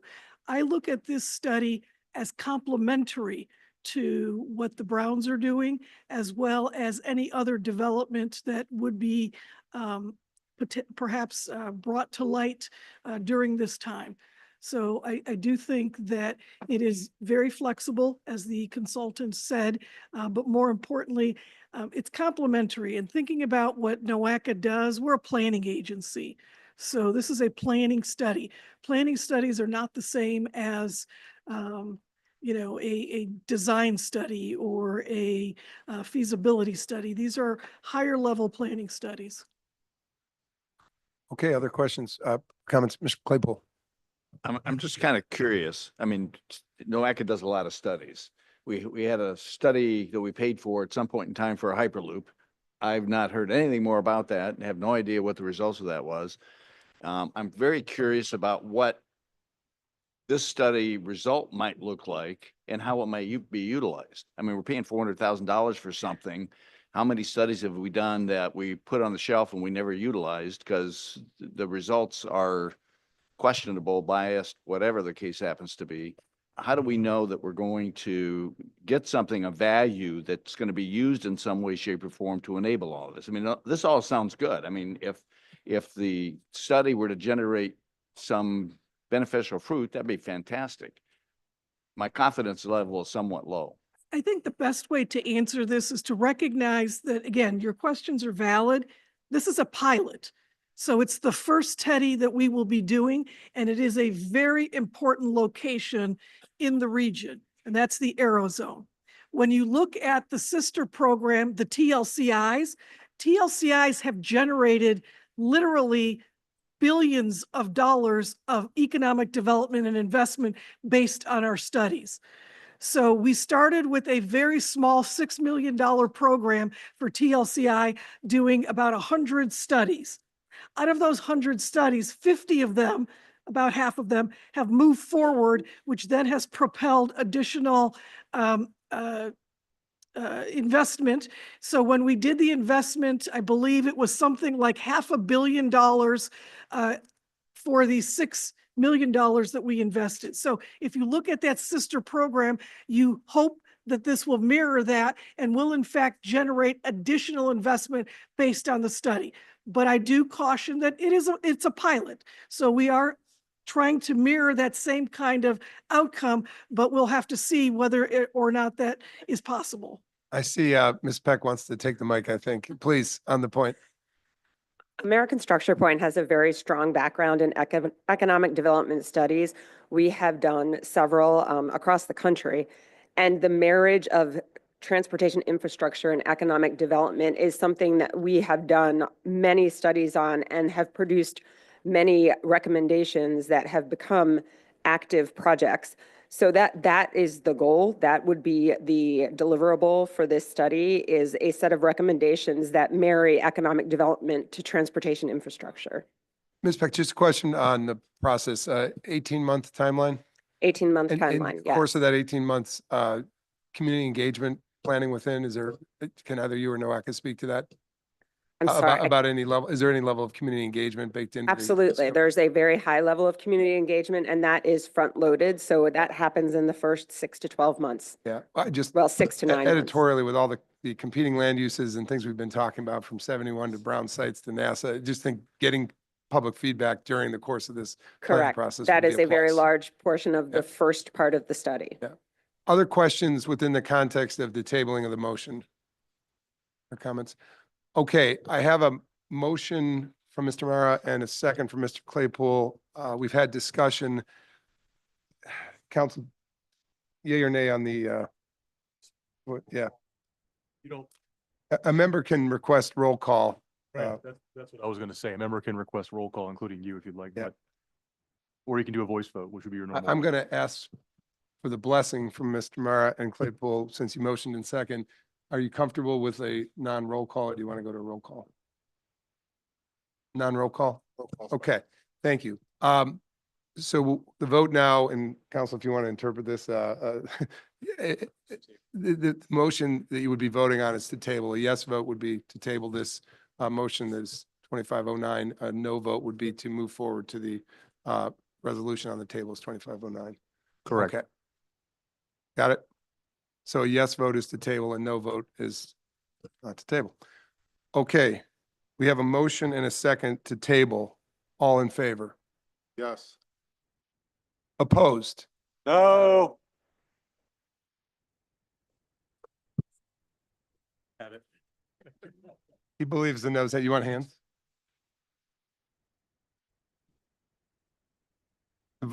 Those who voted yes to table, I'm going to go from this way, from Commissioner Beveridge out. Those who voted yes, raise a hand.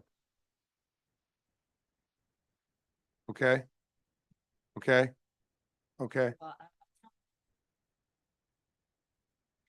Okay, just your name. John Mara. Carolyn Brakey.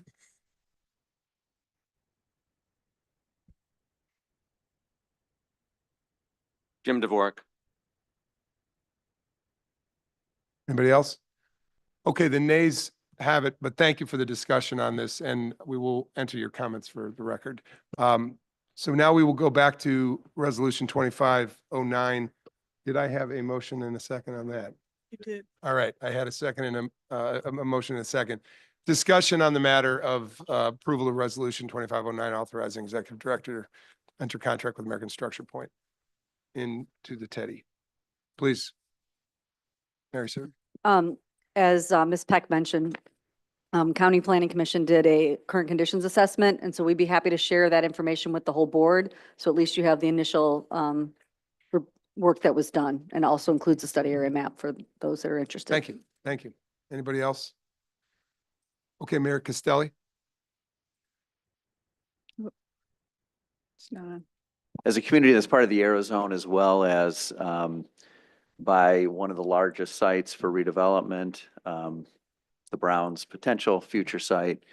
As we're looking at infrastructure, I know we're looking at the entire Arizona area, but we do have some parts of the Arizona that currently are at capacity from a traffic standpoint. And certainly I would ask that as we go through this process, we're looking at these very congested areas as well in a little bit more depth as we look at potential future development. So I just wanted to put that on the table. Thanks, Mayor. Thanks, Mr. Claypool. I don't know if this is possible or not, but would there be a way to apply some metric to the outcome of this? You know, we could use this as an opportunity of this study to say, okay, we paid $400,000 for this and there was a positive, negative outcome, or some way, you know, as Grace had said, this is an experiment, whatever. Let's see if we can use this as an opportunity to at least get a little bit more payback out of it. Good point. Yeah, I think that's an excellent point. And similar to what we did with the TLCI, we can apply the metrics to evaluate whether or not this is successful. It tends to be a little bit longer of a time frame that we have to look at. I believe with the TLCI, we started that in 2006 and we evaluated it in 2013. Okay. Yes, Commissioner Harrison. And I'm sensitive to that too. With pretty much everything we do here, I wish we had better and more immediate metrics than that. And one of the things because of what I heard and informed by a vote on the motion to table, is that this will be adaptable and pivotable along the way. And so it would be very disappointing to me if 18 months from now, we're looking at a report that because of some change of circumstances that happens 10 months from now, we're cautioned that the report results aren't reliable because of this change in circumstances, because we just specifically discussed that matter. So for that reason, that'll be my immediate measure of the ROI, is if, you know, and I trust, this is not a criticism of the folks who are performing the study. I took them at their word and I find them to be earnest people. So I expect that won't be the case. But if it is, it would inform my vote on future Teddy specific studies, because I'd want to have a better picture of things if that ends up not being the case. So that's my thought, but I think that's a good contribution too. Thank you for the point, Commissioner Harrison. Anybody else? Discussion on the matter of approval of Resolution 2509. Okay, hearing none, we will take now a vote. We have a motion and a second. I'm going to ask for your vote on the approval of the resolution, which will authorize the contract with American Structure Point for the Teddy in the Arizona. All in favor? Aye. Opposed? Nays? Okay. All right, motion carries. Thank you for the collegial discussion on that. Thank you. And we will make a commitment to develop performance metrics for the study that we can share with you after the study. Yeah, just thank you for those points. Very, very good points. So, all right, resolution 2025-10, procurement NOACA building mural project. Grace. Yes, so this project is part of the Net Zero Cool project, which was the installation of green infrastructure and educational signage on the NOACA building. The mural was part of that original Net Zero Cool project component. We did have a phased-in approach based on the availability of funds.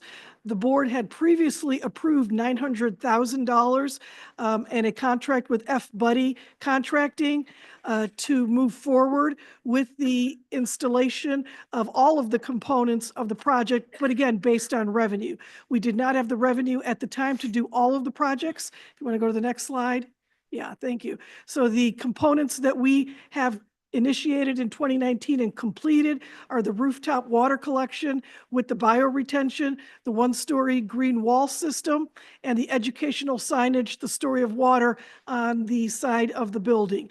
The building mural, the building green roof system, the parking lot carport with a green roof system, and the pervious pavement in the parking lot are still yet to be done. So this is the next step in this multi-step net zero cool project. And with that, I will turn it over to, actually, if you want to take a look at the picture, I'm sorry, yeah.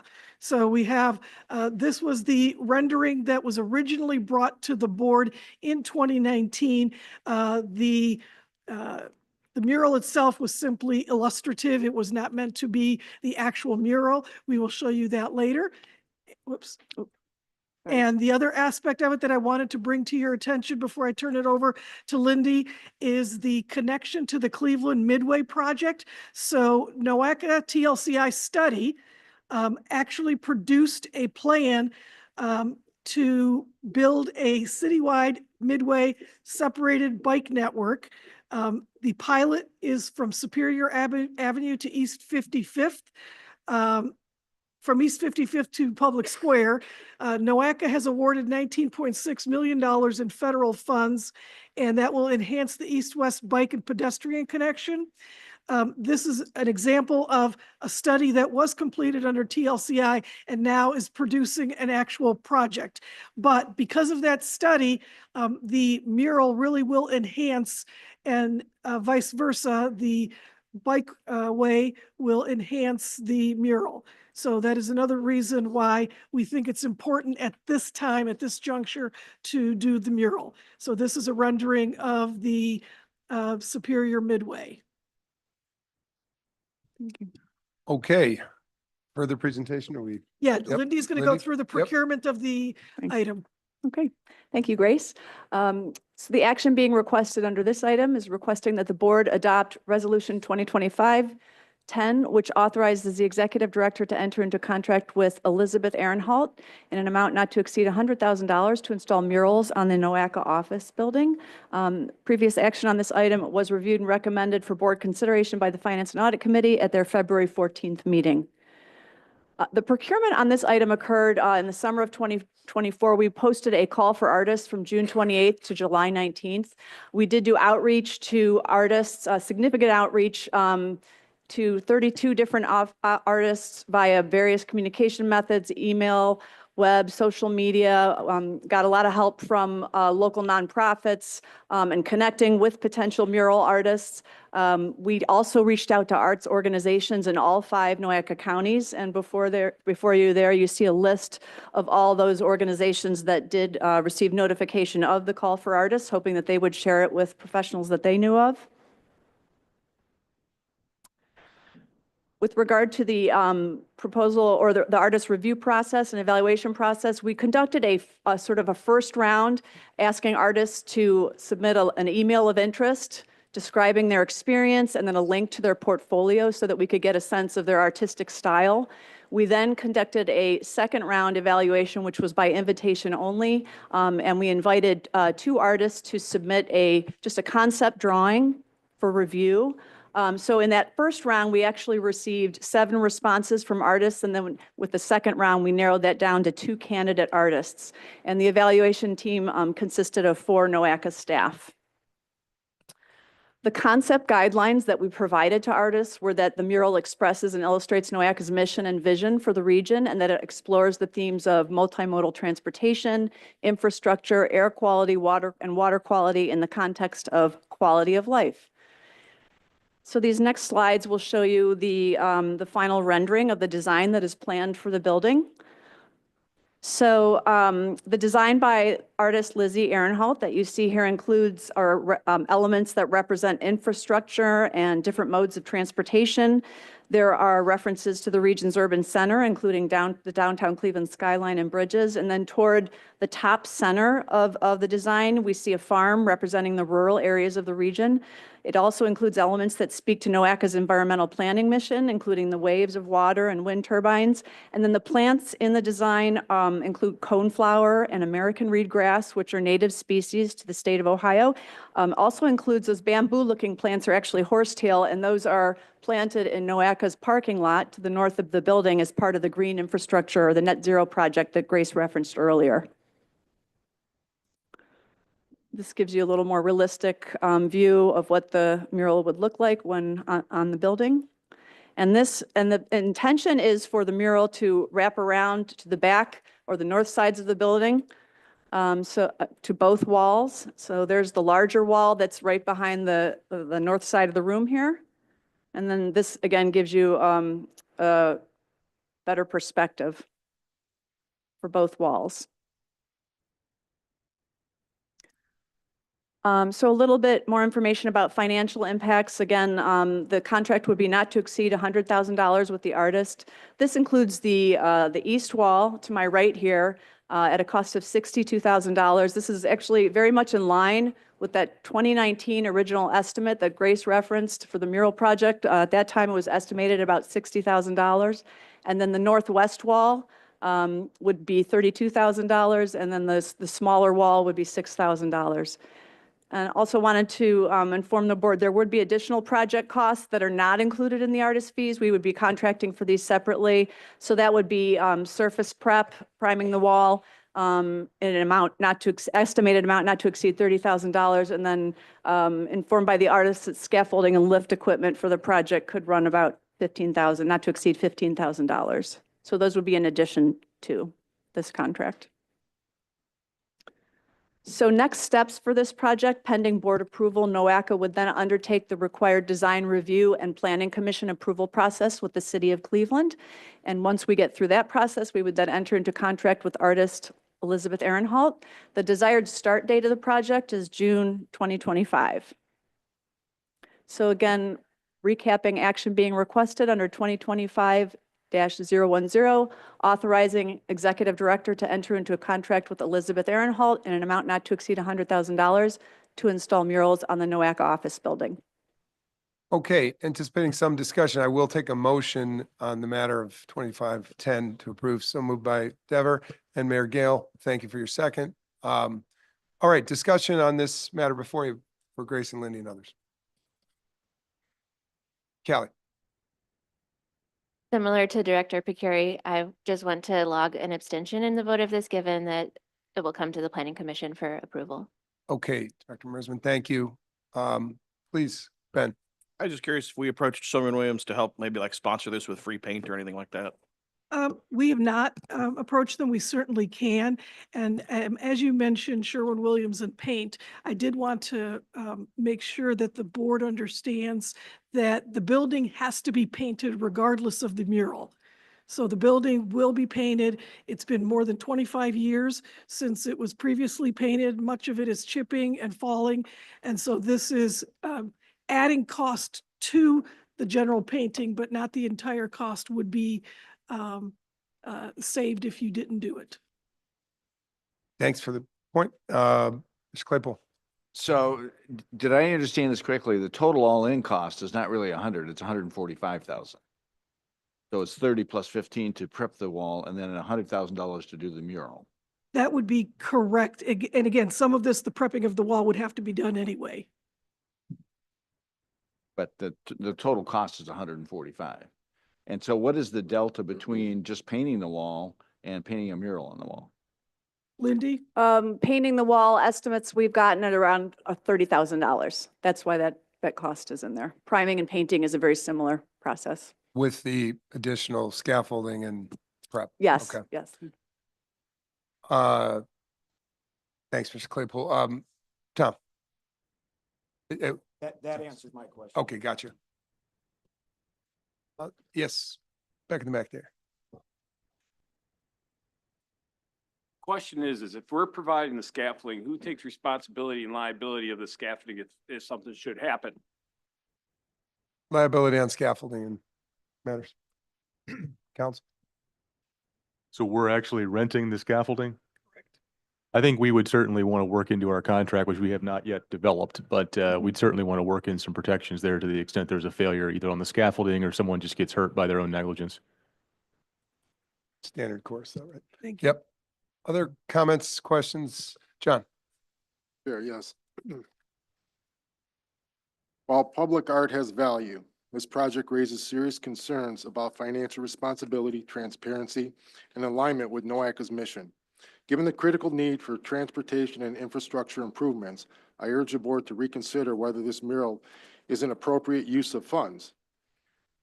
Reported 145,000 budget excludes key expenses, meaning the real cost could exceed $200,000. Base painting the building before the mural application, we're talking 20 to 50,000. I know she said maybe an estimate of 30,000, but I took a visual of it this morning, and basically there's gonna have to be a lot of prep work. There's a lot of disintegrating bricks that are gonna have to be treated before it's painted. It's definitely gonna need a base coat on it.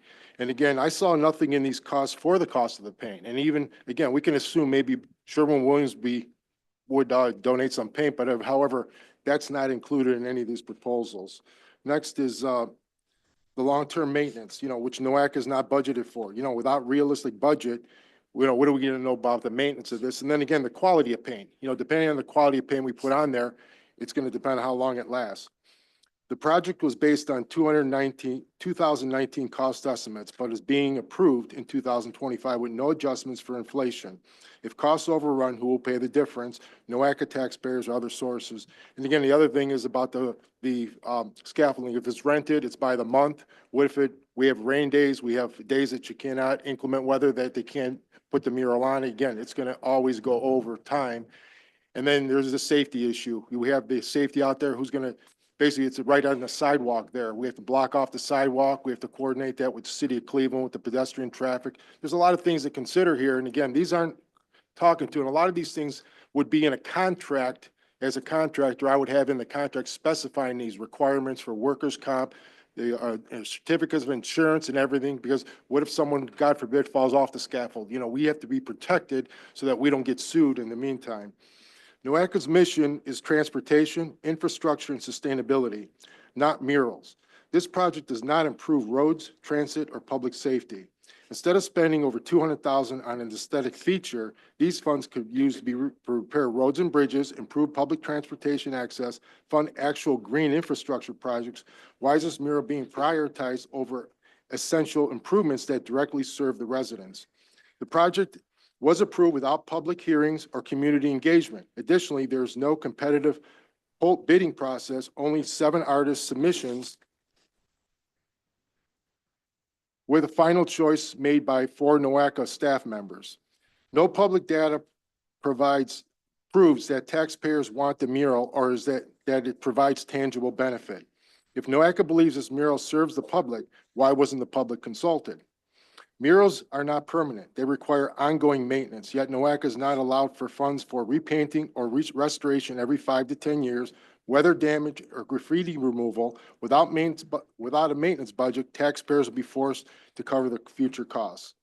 This project has been delayed for 6 years, highlighting poor planning, and there's no spending cap, meaning the cost can continue to rise unchecked.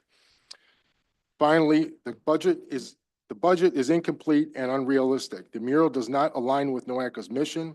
No public input or oversight ensures responsibility spending. No funding is set aside for long-term maintenance, and no cap on spending means the project could go over budget.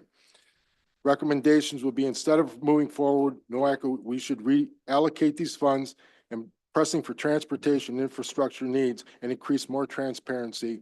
And this project should not proceed at the taxpayer dollars should be used responsibly. Thank you for your consideration. Thanks for your comments, John. Just I point out to our council on one of the legal points that Mr. Meyer made, just overall liability and indemnity. Every time we have a contract, there's language about indemnity, there's language about, BWC coverage, there's language about insurance requirements. I mean, there's very standard language in all of those, and this would be no exception to that.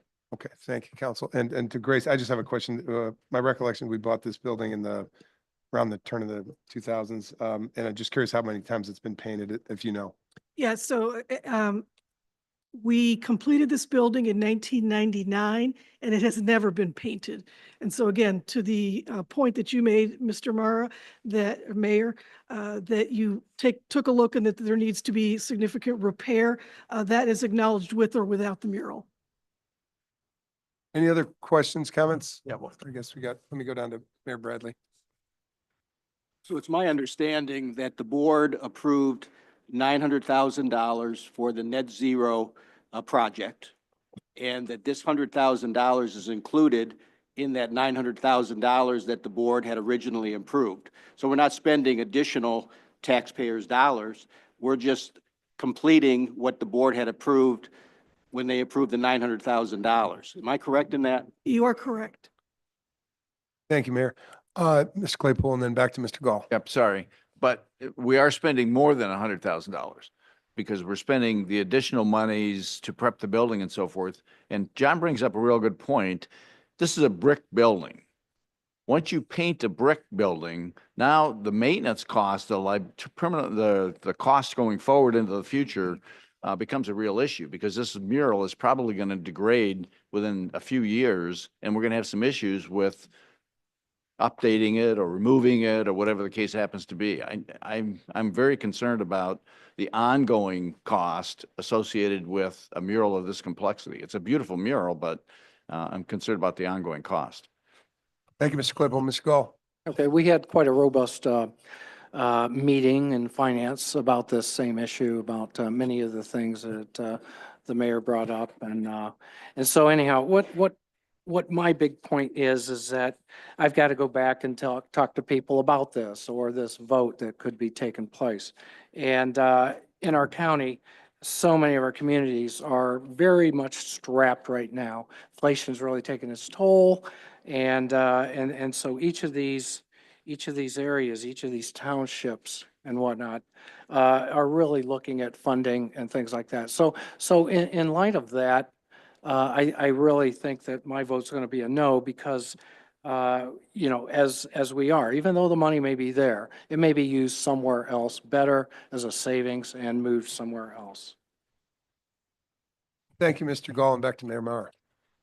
One more thing. I think at this point, we should paint the building first, get the base paint on it, and see how much basically we're gonna have to do as far as prepping, because again, I see a tremendous amount of prep. If it hasn't been touched since 1999, we should get it at least painted.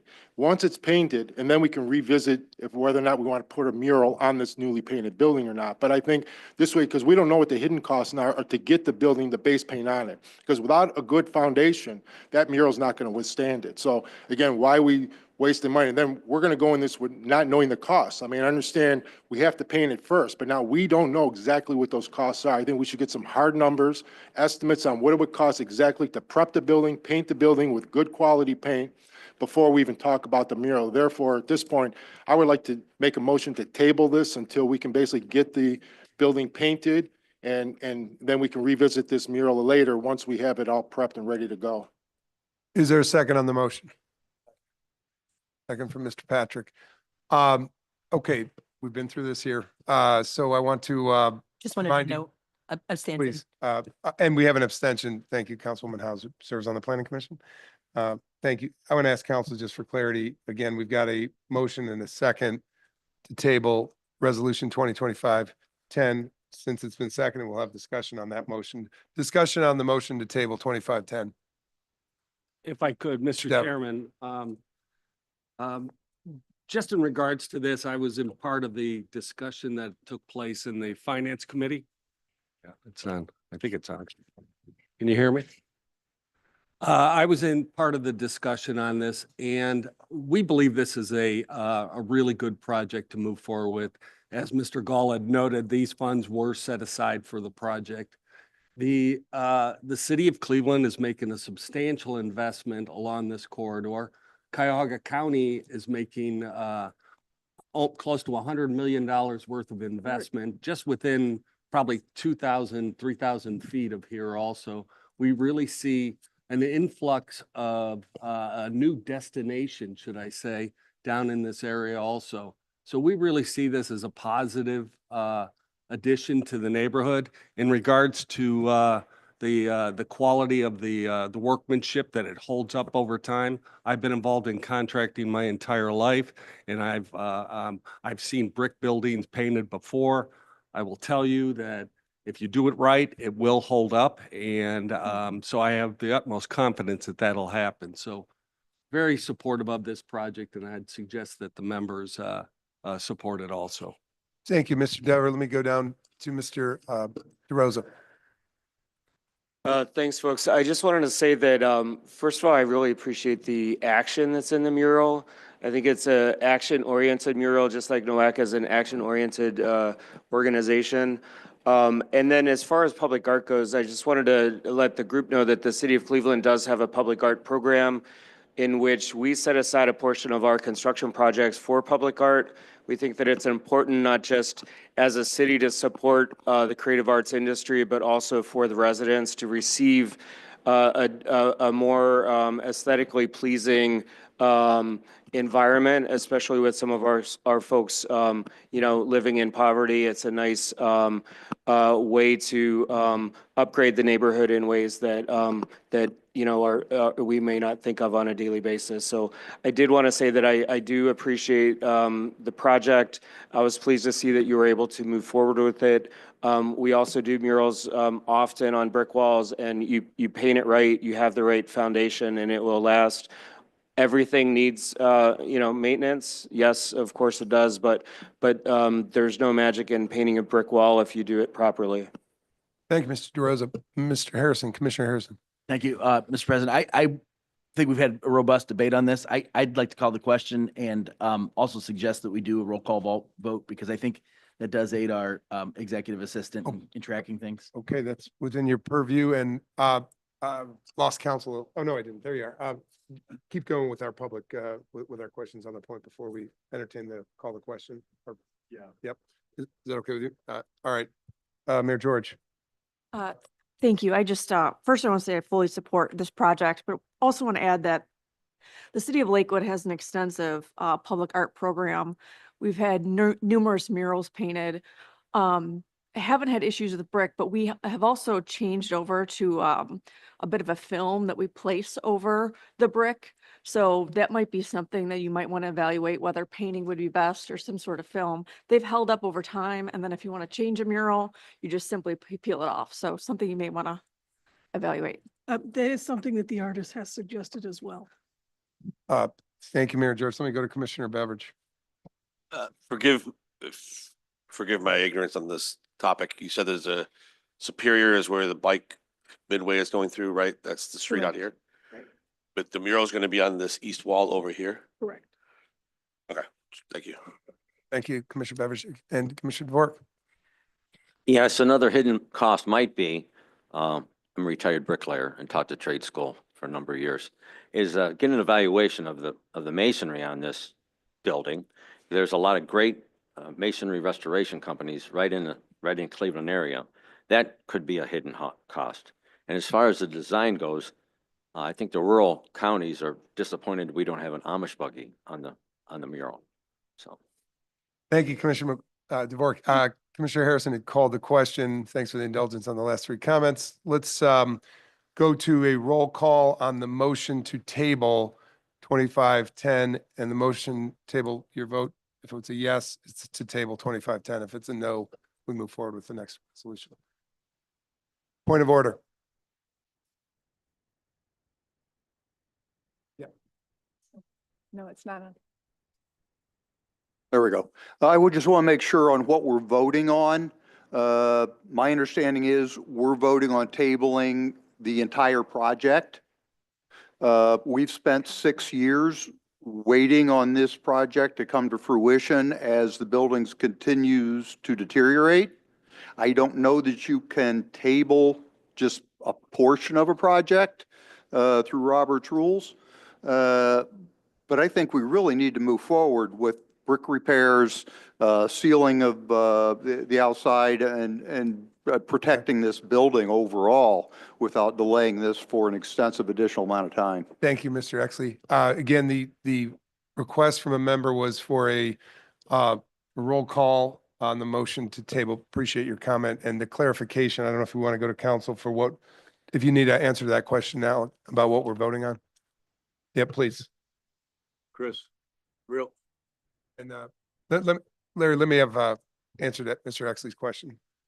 Can you restate the question? You're asking whether you can table the actual mural piece relative to a broader scope? Well, we're asking to table the motion, which would be the entire project. I'm concerned that if we're tabling the entire project, that includes all the repairs to the brick, sealing of the brick on the outside, or was the intent just to table the mural itself? So this action is just for the mural. So although the other components have to take place, that would be included in the additional $30,000. So the cost of the mural itself is the $100,000 for 3 sides of the building. Do you have clarity, and Mr. Exley? Chris, if you would mind, I can add this. Yeah. If we, let's say hypothetically, we table this and then we come out of session, we can always make a motion to do the basics if we choose to. We've got the $30,000 and $15,000 on the table. We can always make a motion to move forward on that. As John had suggested, do an iteration. Thank you for your point. And I'm going to go to Mayor Anaskovitz. Larry? Yeah, no, I guess I was just trying to follow up because thought I knew what I was doing, and then I think they've confused me. So my understanding is his motion was to table this particular action of just the mural, but that if we tabled this, the rest of the painting would continue to move forward. Correct. I do not need the board's approval for the rest of the painting because it is below $75,000, which is the threshold, which is why that piece is not brought to the board. This is just for the artist to do the mural. Okay, so if we're clear on what we are voting on, this is the tabling of the resolution to table Resolution 2510 as offered by Mayor John Mara. I'm going to ask Brenda to have a roll call. Your vote of yes would be to table the matter in the mural in front of us. Mayor Antoskevitz, Yes. Commissioner Beveridge, No. Mayor Blackwell, Mayor Bopes. I'm sorry, I didn't hear you. Mayor? Mayor, did you say no? Did it? No. Okay. Thank you. Mayor Bradley. Commissioner Brackey. Trustee Brandon. Mayor Brennan. No. Ben Capel. I abstain. Mayor Costelli. No. Mary Serby. Andy Conrad. Trustee Cunningham. Mayor DeGeeter. Jim DeRosa. No. Mike Dever. No. Commissioner Dvorak. Yes. Alan Exley. Mayor Gale.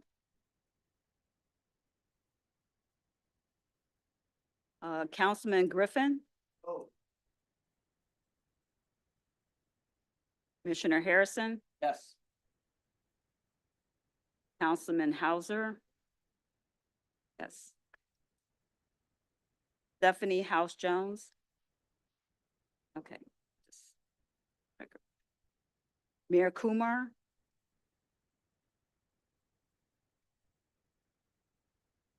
Councilman McCormick. John Pacuri. Commissioner Regovich.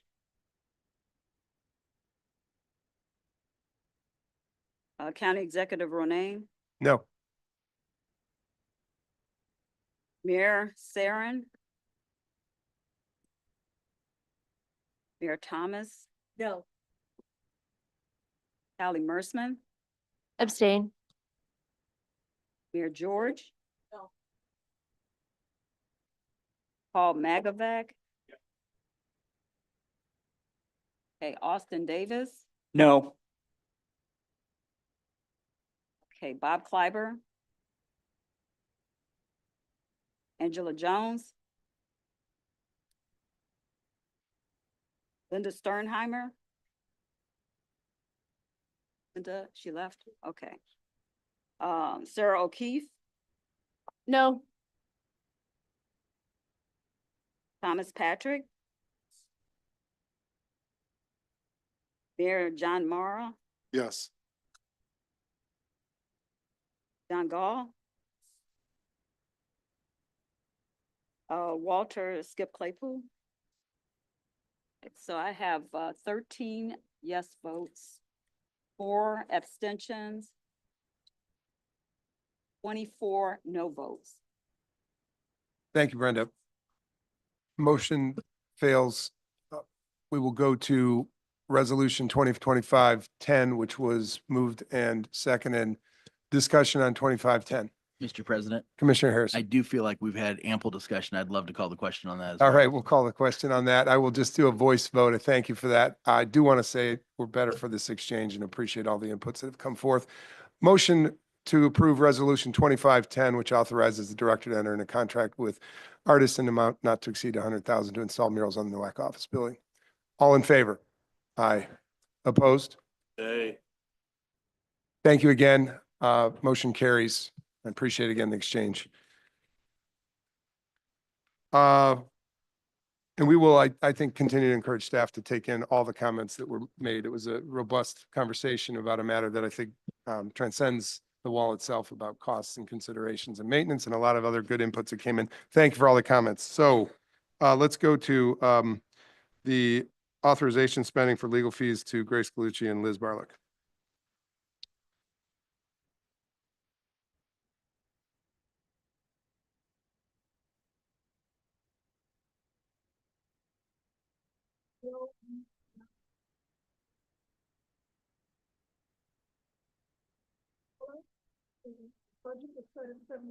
Grace, your microphone is Oh, I'm not. sorry. So we have a new general counsel that has been engaged, Dooley Gambala McLaughlin Pecora. This was in October of '24. The budget for 2025 was $75,000. Because of the legal expenses that we have incurred to date, we are asking for an additional $25,000. And with that, I'll turn it over to Liz to go into more detail. Good morning, everybody. Good morning. I'm Liz Barlick. I'm the Associate Director of Executive Affairs. We have before you a request that the Board of Directors adopt the following resolution. Resolution 2025-011, which authorizes spending authority for legal fees up to $100,000 for state fiscal year 2025. This was approved, recommended by the Finance and Audit Committee at their meeting February 14th. A brief background, we began our engagement with Dooley Gambala in October 2024. There was a robust procurement process for which our executive committee participated, and they were selected. We had previously established a budget for fiscal year 2025 of $75,000.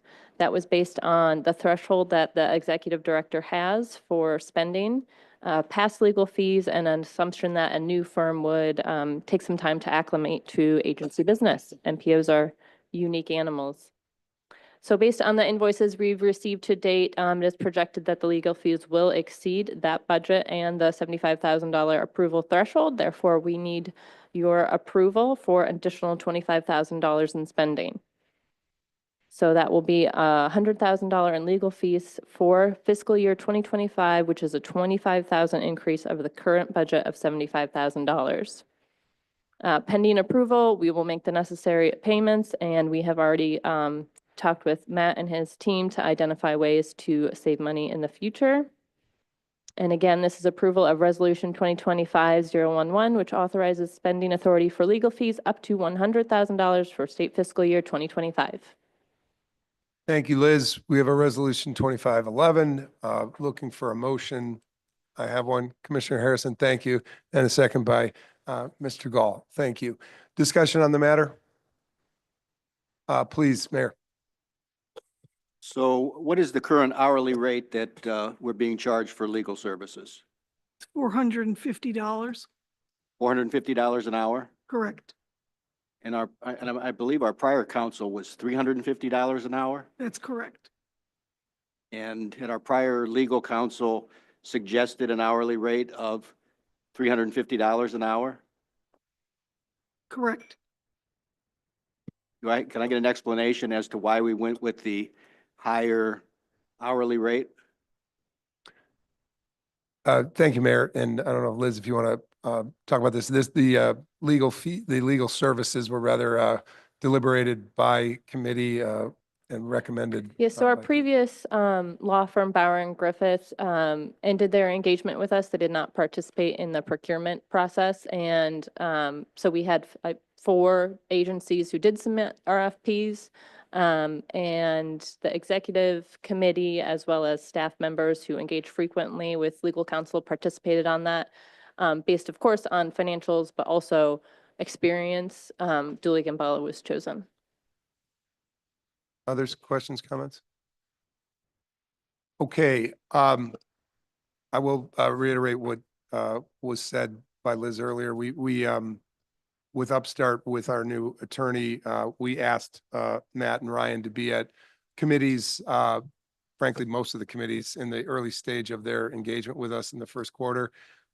We had a conversation that upon their learning what the committees do, it was actually Matt that offered, I don't need to be at every committee to help save you guys money. And I appreciated that.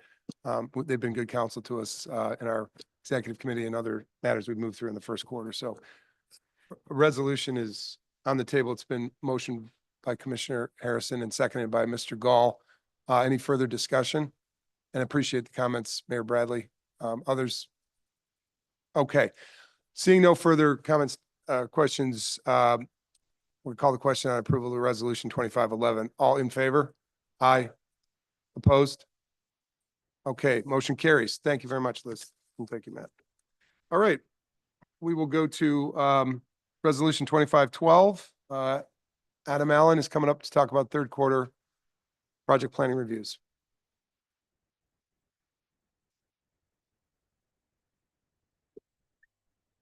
Good morning, Chair and members of the board. My name is Adam Allen. I am a planner in the programming division, presenting resolution 2025-12, third quarter state fiscal year 2025 project planning reviews, or PPRs. This resolution acknowledges that the projects mentioned proposed for the third quarter state fiscal year 2025 have successfully completed PPR, project planning review. The Transportation Subcommittee and Planning and Programming Committees have previously recommended the action. Background, the purpose of project planning reviews to assess if a proposed project helps to achieve NOACA's visions and goals and ensures that proposed projects are consistent with NOACA planning requirements and oversight agency requirements. The review involves staff review and comment, NOACA committee, subcommittee and advisory council review, and intergovernmental review and consultation where the projects are sent out to any governments or nearby municipalities that are affected or involved by the project, as well as public involvement. All the projects are posted for public comment on the NOACA website. And we are in the light green for project planning reviews to then ultimately be amended to the long-range plan and or the TIP, Transportation Improvement Program. And based on prior requests from committees, we break down the projects into projects that are not requesting NOACA funds and that are requesting NOACA funds. These projects do not involve NOACA funds at this time. The first is the Franklin Boulevard project in Cleveland. This is for streetscape amenities along the newly realigned and rebuilt Franklin Boulevard as part of the overall Irishtown Bend project. That's on page 73 in your packet if you want more information on that. The second project is the Cleveland North Coast Connector. This is a $284 million project that modifies sections of SR2 from a limited access highway into a low-speed pedestrian-friendly boulevard, construct a dedicated access road for the Port of Cleveland, and create a land bridge crossing from Mall C to North Coast Harbor. This project did receive several major federal awards last year, but again, currently involves no direct NOACA funds. The third project is a roadway improvement project. Part of the overall I-90 interchange or Cleveland Interbelt project. This would replace the East 22nd Street and Carnegie Avenue bridges over I-90 and include multimodal enhancements of the East 22nd Street Bridge over I-90. That's a $310 million project. And the North Coast Connector project, more details about that are on page 74 of your packet, and the interchange project is on page 72 of your packet. Additional projects not requesting NOACA funds. These are all, the majority are GCRTA projects. These are pretty standard projects that include bus replacements, bus stops and shelters at job centers, as well as the expansion and operation of some micro-transit pilot programs. And the micro-transit for workforce feasibility study and transit waiting environment also involves Lorraine Transit. Again, bus replacements, and there is a Lake Tran project at Shoregate, the Shoregate Transfer Center in Willowick, that would construct bus layover locations, curbs, sidewalks, and striping, and enhance passenger amenities. The GCRTA projects are on page 76 of your packet, and the Shoregate project is on page 75 of your packet. So again, none of these project planning review projects involve NOACA funds at this time. Pending board approval, the project sponsor will be notified that the project has completed PPR, and NOACA staff will work with the project sponsor to address any planning issues identified during the project planning review process. So the action requested is approval of Resolution 2025-12, which acknowledges that the projects proposed for the third quarter state fiscal year 2025 have successfully completed project planning review, PPR. Thank you, Adam. Can I have a motion on, thank you, Mr. Dever, a second? This resolution, thank you, Ms. Serby. Any discussion, questions on the matter? Okay, Ben, please. Just one comment that our project at Shoregate is actually a joint project between us and RTA. We're just the primary project sponsor, so. Good take. Thank you. Noted. Anybody else? All right, seeing none, we have a motion and a second. So I'll call the question. All in favor? Aye. Any opposed?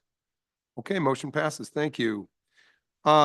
Resolution 2514, NOACA's fiscal year transportation improvement program, the TIP. Grace and Jim. Or sorry, Adam, did I skip you on something? Yep, I got one more. Apologies. TIP amendment, excuse me. Let's go back to Adam. Yes, sir. Thank you. This is a Resolution 2025-13, third quarter state fiscal year 2025 plan and TIP amendments. This requests that the Board of Directors adopt Resolution 2025-13, which approves the third quarter state fiscal year plan and TIP amendments. The Transportation Subcommittee and Planning and Programming Committee have previously recommended this action. Now we move down in our process triangle. We are in the stage where we are requesting an amendment to amend the following projects to the LRP and/or TIP before ultimate implementation. So all of the PPR projects that were previously mentioned are also part of the plan and TIP.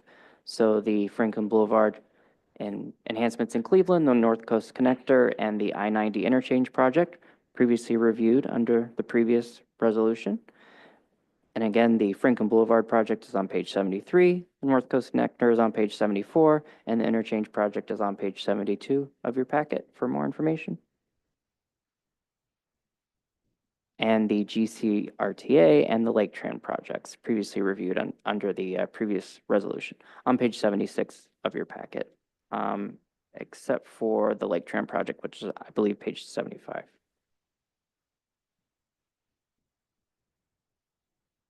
Additional tip amendments requested. I believe this is the only project that is actually programmed with NOACA funds. This is a Raise Cleveland East Side Trail in Cleveland. This would construct two multi-use paths, Slavic Village Downtown Connector North and the Morgana Run Booth Avenue Connector Trails. These are both projects that aim to address existing gaps in the trail network. It's a $21.7 million project, and the amendment would advance the project from the plan to the tip. That's on page 77 of your packet. And these projects do not involve NOACA funds at this time. The White House Crossing Bridge in Garfield Heights, that would replace the bridge over Broadway Avenue over the Norfolk Southern Railroad. That's a $74.2 million project, and that this action would amend the bridge project from a group project to an individual project. And we have two transit projects, again, program without NOACA funds, the Warrensville Van Aken Comfort Station and Platform Construction. It's a GCRTA project to construct the comfort station and platform at that station. That's a $71.7 million project. The reason for amendment is an additional funding request. And the 2024-2025 calendar year bus replacement program. This would allow GCRTA to purchase 10 electric 40-foot vehicles, 3 charging stations, and provide workforce training for those new vehicles. This is a $3.1 million project. The amendment amends the original funding amount. Again, no NOACA funds involved in that. The White House Crossing Bridge project is on page 78 of your packet, and the transit projects are on page 79. So pending board approval, the amendments will be incorporated into the NOACA Long Range Plan and our statewide TIP amendment in April. The action requested is approval of Resolution 2025-13, which approves the third quarter state fiscal year plan and TIP amendments. Okay. Thank you, Adam, for 2513. Do we have a motion? Thank you, Mr. Dever. Second, thank you, Mayor Thomas. Any discussion or questions? Okay, seeing none, I'll call it. All in favor? Aye. Aye. Any opposed? Motion carries. Thank you. Thanks, Adam. And now we'll go to Grace and Jim on the TIP Transportation Improvement Program. So the TIP is a listing of transportation projects to be implemented over the next 4-year period using federal aid funds. So this is the implementation component of ENEO 2050, which is our long-range plan. ENEO 2050, as the title would suggest, is a 25-year plan. These are the first 4 years of that 25-year plan. Historically, it's developed every 2 years, and it's developed in coordination with the statewide transportation improvement program known as the TIP. And it contains ODOT, NOACA, and transit projects. With that, I'll turn it over to Jim Thompson, our Manager of Capital Programs, to describe the details of the TIP, and turn it over to Jim. Thank you, Director Galucci. So the action is requested that the Board of Directors adopt the following resolution. That's Resolution 2025-14. This would approve the NOACA State Fiscal Year 2026 through 2029 Transportation Improvement Program, also known as the TIP. So previously, this was recommended by the Planning and Programming Committee 2 months ago. And then also, this is kind of the next step. The Board of Directors did approve Resolution 2024-57 in December, which actually approved the portion of this draft TIP, which includes NOACA funded projects. And those funding sources are NOACA, STBG, Transportation Alternatives, and Carbon Reduction Program funds. Okay, so thank you for the background, Director Galucci. So this TIP is a 4-year program, as mentioned, and so it would start on July 1st of 2025, which is the beginning of our state fiscal year 2026, and that would go through June 30th of 2029. This does consist of our roadway and transportation alternatives projects. We call that the highway project list. It does also include transit projects. Also, we are required to do air quality conformity, fiscal constraint, performance measures, as well as a public involvement process.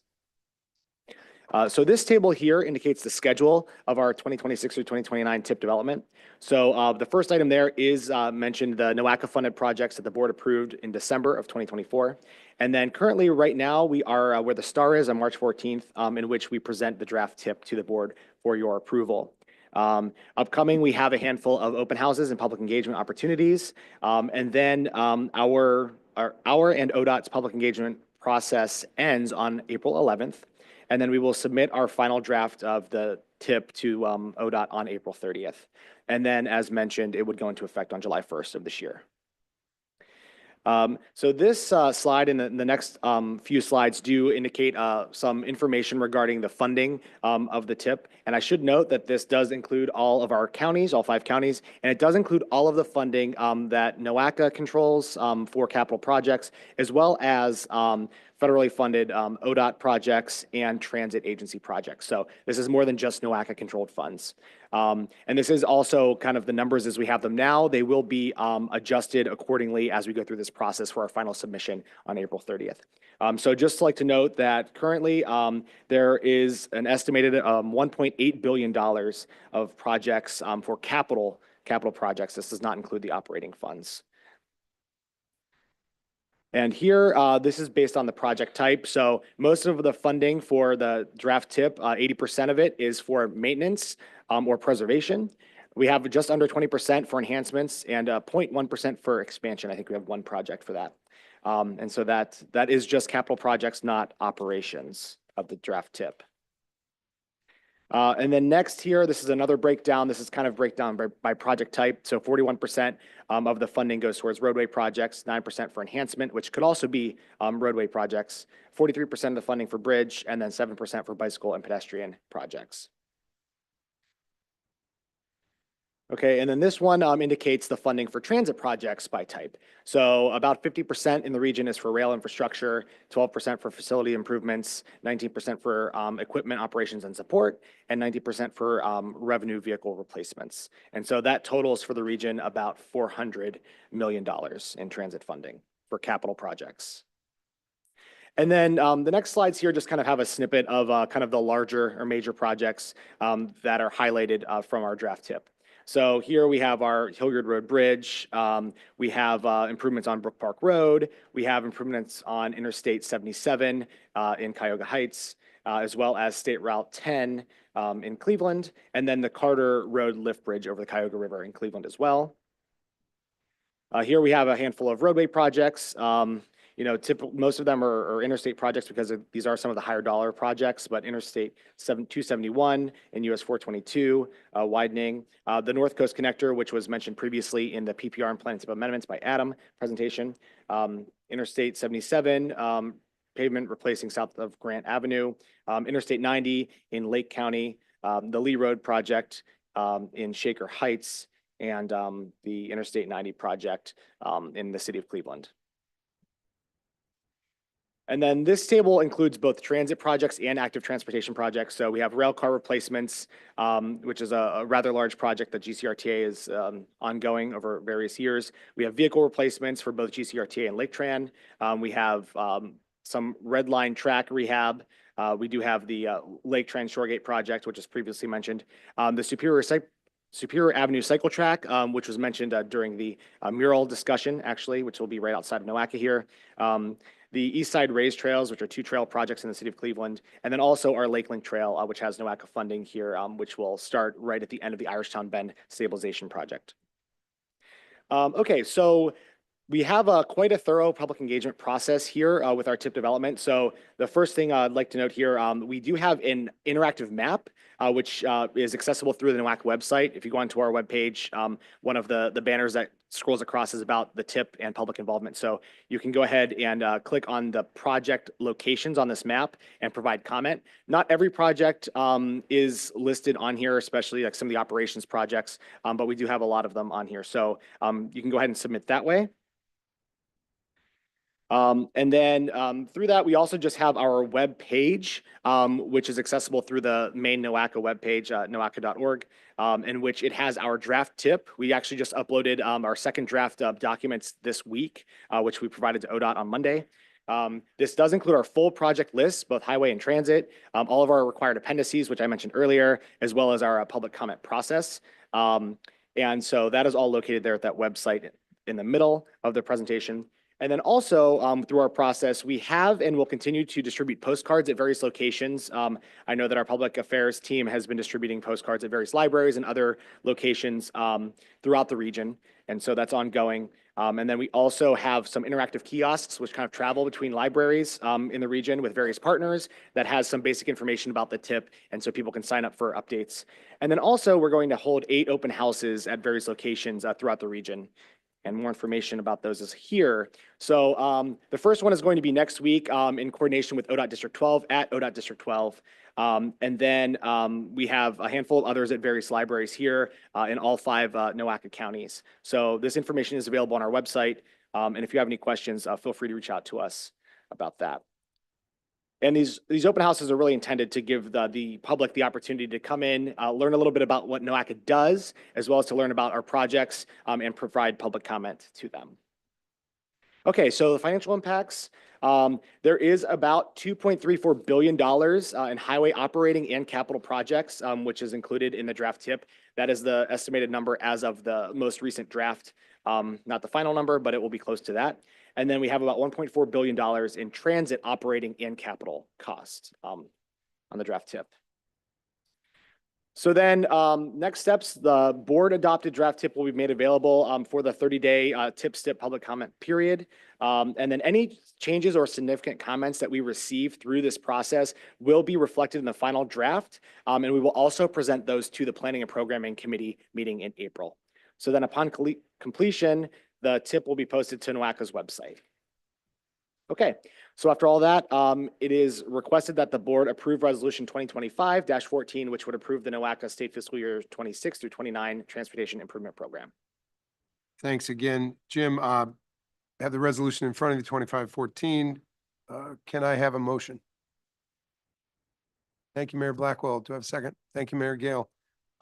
Questions, comments, discussion, please, Commissioner Harrison. President, thank you. I just, we don't need to go back to it because it was towards the beginning, but you had the pie chart of the breakdown. I think Medina County, the outlying counties were 4 or 5% in, various numbers.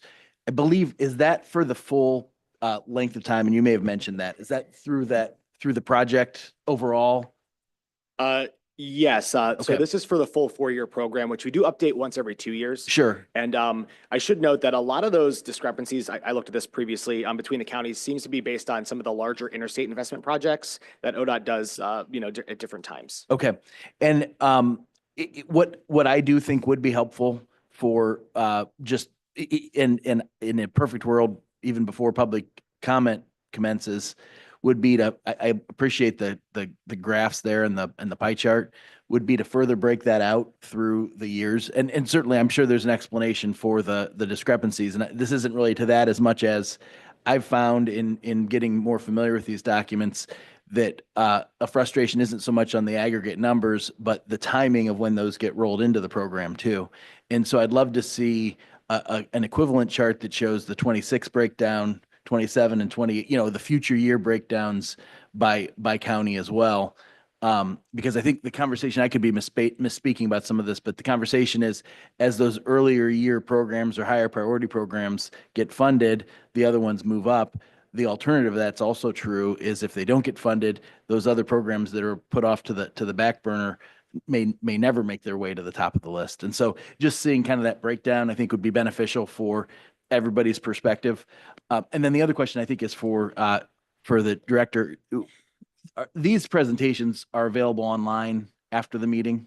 Yes, they are posted after the meeting. Great. I think it's just really helpful because that way we don't have to go back and look at the chart, but it is good to have a reference point back to those, not just for board members, but for the public as well. So You will find it under the same tab in the same location that you find the packets. great. And do we sort those out by resolution too? Like, are they easily found or is it They're very easily found by the project resolution. very good? Thank you very much.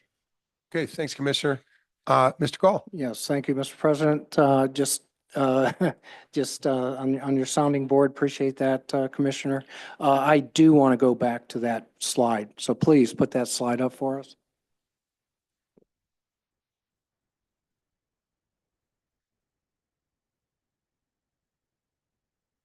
This one here? Yep, all the way to the beginning. I mean, it's percentages of counties. Yeah, I believe that's the correct one. Yes, that's correct. Very good. How does that represent with the populations within Yeah, the counties? To the- Appreciate the question, Mr. Gall. I actually did the math for county. We're at 60% of total regional population and 73% of projects. So points well taken. I mean, I don't know how you go about further addressing that. Well, keeping in mind that this includes public transit, ODOT, and NOACA funding. So NOACA funding, we have several types of funding, but our formula funding that is block grant is targeted for distribution based on population. So that's pretty consistent. I think where you get into some of these differences when measured against population is public transit in particular. There's a very high dollar amount for public transit in Cuyahoga County as they tax themselves 1% in order to support that. That would be in this total, which would skew it. If you break it out, if you go to the next slide and you're looking up the next one. Yeah, where you're looking at, do you have the one with public transit in it? This one? Yes. Yeah, but if you're looking at where the public transit is, and maybe that's a different breakout that you can show, where you're looking at it by project type, by county. That would be helpful. Yes, thank you for that. Thank you for the education. I think everybody here pretty much understands that, especially in the collar counties when you're looking at low numbers as far as percentages of what you receive versus how the breakdown comes in. So thank you for that. Absolutely. The other thing to look at is that NOACA's funding that we get from the federal government is about 10% of the federal funds that come to the state of Ohio. The 90% of it goes to ODOT. So typically the larger projects that you see, and therefore also skewing some of the percentages, are major ODOT projects. Good discussion. Any more? Mr. Claypool?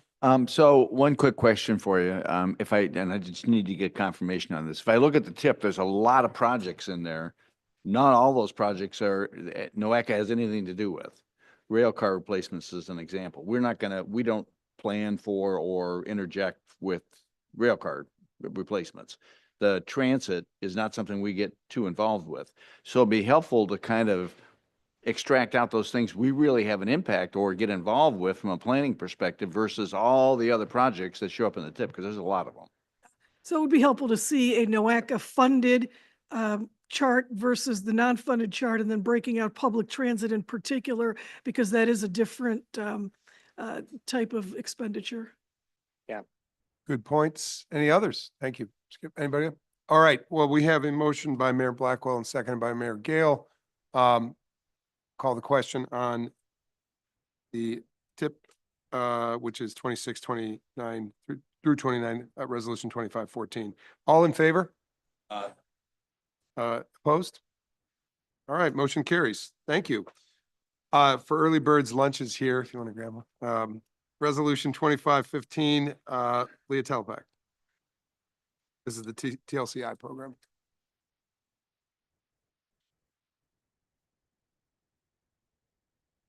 Good morning, everyone. Morning. I will be presenting to you the state fiscal year 2025 TLCI program project recommendations.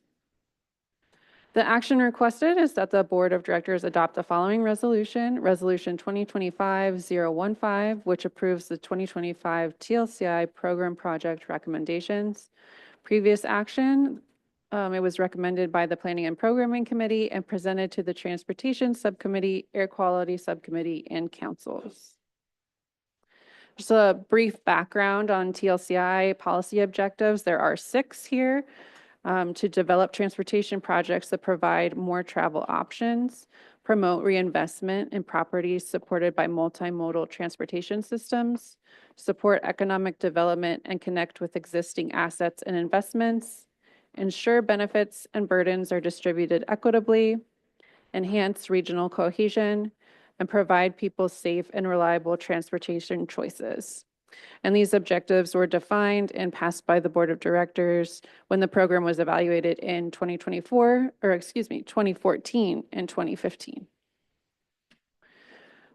The purpose of TLCI is to improve livability in Northeast Ohio's communities, support the vision of NOACA's Regional Strategic Plan and Long Range Plan, provide federal funding assistance to local communities, and support planning that leads to implementation.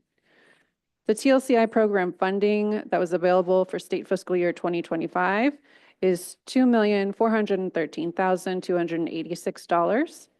The annual budget for TLCI implementation is typically $2 million as STBG set aside, but we also had some carryover funds. Our application round opened on August 16th and closed on October 9th.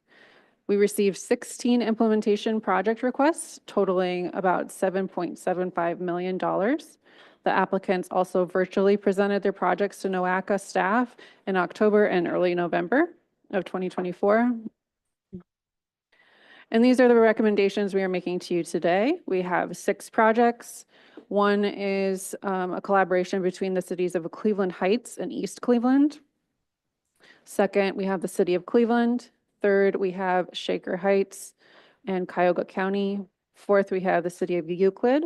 Fifth, the city of Lorraine. And sixth, Maple Heights. And you can see that totals our program budget of 2.4. The financial impact is this recommends the 2.4 million in available funding for the 2025 TLCI program to be awarded to the recommended projects. And the source of funds again is STBG Surface Transportation Block Grant. Next steps, pending board approval, NOACA staff will work with project sponsors to implement the projects. And again, the action requested is approval of resolution 2025-015, which approves the 2025 TLCI program project recommendations. Thank you. Okay, you see the action before you. Thank you, Leah. 2515 TLCI program. And if we could have a motion. Thank you, Mr. Gall. Second, Mayor Brennan, thank you. Any discussion? Okay, please, Mayor. Just a question. I know historically this trend is continuing and we get way more applications than we can fund. Is there any opportunity to explore anything else besides the STBG funding source to allow for more projects to be funded? Unfortunately, that would not be the case. The STBG is the most reliable and stable source that we have. It is what the board has approved. And I know oftentimes you're curious about if we would have planning projects. At this time, we did not, but we have caught up since COVID in the backlog of planning projects. So we will have them in the next round. I appreciate the point. Also, I believe last week, one of our topics was the surface transportation bill and making sure that that continues. But, you know, good point is we're up doing some lobbying on the Hill. I think letting people know the importance of this program, our delegation should know. Others, questions, comments? Okay, we have a motion and a second. All in favor? Any opposed? Motion carries. Thank you. Go to Lorraine County FPA and NERSD Southwest FPA to Sarah. Good morning, President Ronayne and members of the board. My name is Sarah Stanzi. I'm a Water Quality Planner 1 here at NOACA. Today, we have 2 FPA modifications for your consideration. The first one, Resolution 2025-016, involves the Lorraine County Facility Planning Area, or FPA, and the Northeast Ohio Regional Sewer District, or NERSD Southwest FPA, on South Marks Road in Columbia Township. So we are requesting that the Board of Directors adopt Resolution 2025-016, which will modify the Lorraine County FPA by transferring 3 parcels totaling 50.26 acres to the NERSD Southwest FPA and change the prescriptions from limited sewers expected within 20 years to sewers expected within 20 years. This item was recommended by the Water Quality Subcommittee and by the Planning and Programming Committee. So to give some background on the item, the reason for the FPA modification is to allow for the extension of sanitary sewers along South Marks Road. The applicant is Lorraine County Sanitary Engineer. Again, the transfer area is 3 parcels in Columbia Township. These parcels are currently in the Lorraine County FPA, and the applicant is proposing to transfer the parcels to the NERSD Southwest FPA and change the prescriptions from limited sewers expected within 20 years to sewers expected within 20 years. The affected parties include Lorraine County, NURSD, and Columbia Township, and all parties have been notified and are in agreement. So here are maps of the modification area. Attachment 2 on the left-hand side of the screen shows the current FPA boundaries and prescriptions and the 3 affected parcels. Attachment 3 on the right-hand side of the screen shows the proposed modification area and the transfer of the 3 affected parcels to the NURSD Southwest FPA and changing those prescriptions to sewers expected within 20 years. So this is our water quality planning staff analysis. We have also included a more detailed staff review in your packet. This FPA modification request is related to Pulte Homes' Del Webb Hickory Greens development. The modification area is a location where Pulte Homes is looking to expand their approved plan for the Del Webb Hickory Greens development and construct additional homes. This proposed modification is consistent with Clean Water 2020 NOACA's 208 plan. There's no financial impact of this item. And our next steps following NOACA board approval, the modification will be submitted to Ohio EPA for certification by the governor, and copies of the resolution will be sent to the appropriate agencies. So again, we are requesting the approval of Resolution 2025-016, which modifies the Lorain County FPA by transferring 3 parcels totaling 50.26 acres on South Marks Road in Columbia Township to the NURSD Southwest FPA and changing the prescriptions from limited sewers expected within 20 years to sewers expected within 20 years. Thank you, Sarah. You see the action in front of you. Any questions for Sarah? All right. This action you see is approval of resolution 2516 modifying said properties and parcels. Can I have a motion? Thank you, Ben. Second, thank you, Commissioner Dvorak. Any questions, comments, discussion? Okay, seeing none, all in favor? Aye. Opposed? Motion carries. Thanks, Sarah. Pam Davis, resolution 2517 Bedford Heights FPA boundary modification request. Good afternoon, or almost afternoon, 10 minutes to afternoon. right? It's lunchtime. Go ahead, no problems. So today we're going to talk about a unique situation that we have 2 of in our region. They're called no facility planning area boundaries.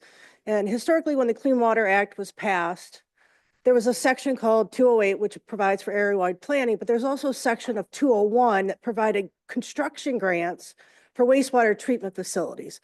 And in that construction grant process, these delineated areas, FPA boundary areas, were kind of circled around what they thought the wastewater treatment plant might plan for sewer service. So where there was a plant, there became a boundary. As we've progressed technology, we've gone to the parcel level. But there were a couple areas in Cuyahoga County that had no boundary. There was not an expectation of a wastewater treatment plant to be there, so there was no facility planning boundary added. So we have these no FPA areas. Just a little bit of history. So we're going to talk about Resolution 2025-017.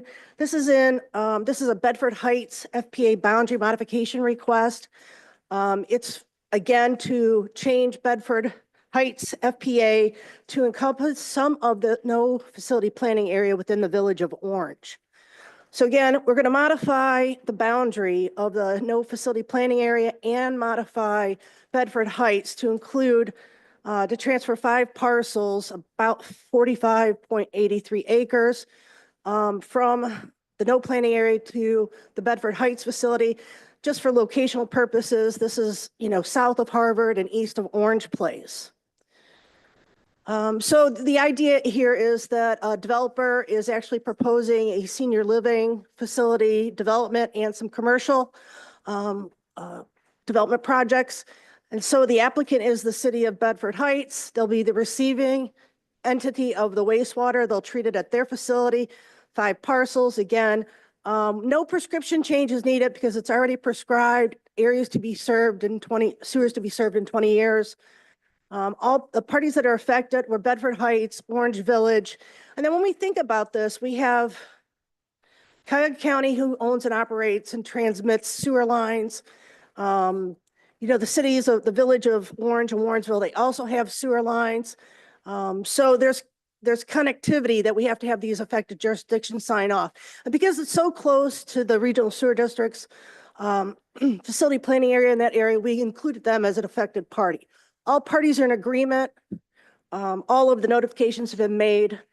And so as you can see in the left map, let's see if I can give my little cursor here. Bedford, let's get the laser pointed. Bedford Heights is here. This is going to be changing a boundary for this encompassing area that's hatched to flow gravity sewers to Bedford Heights. Sewer district doesn't have enough capacity on the adjacent west side, and then there's no plant to the east side. So an option for the developer was to go south by gravity. And you can see on the right-hand side that the boundary changes with this opening. As I've indicated, all parties are in agreement. All notifications have been made. We have all sign-offs.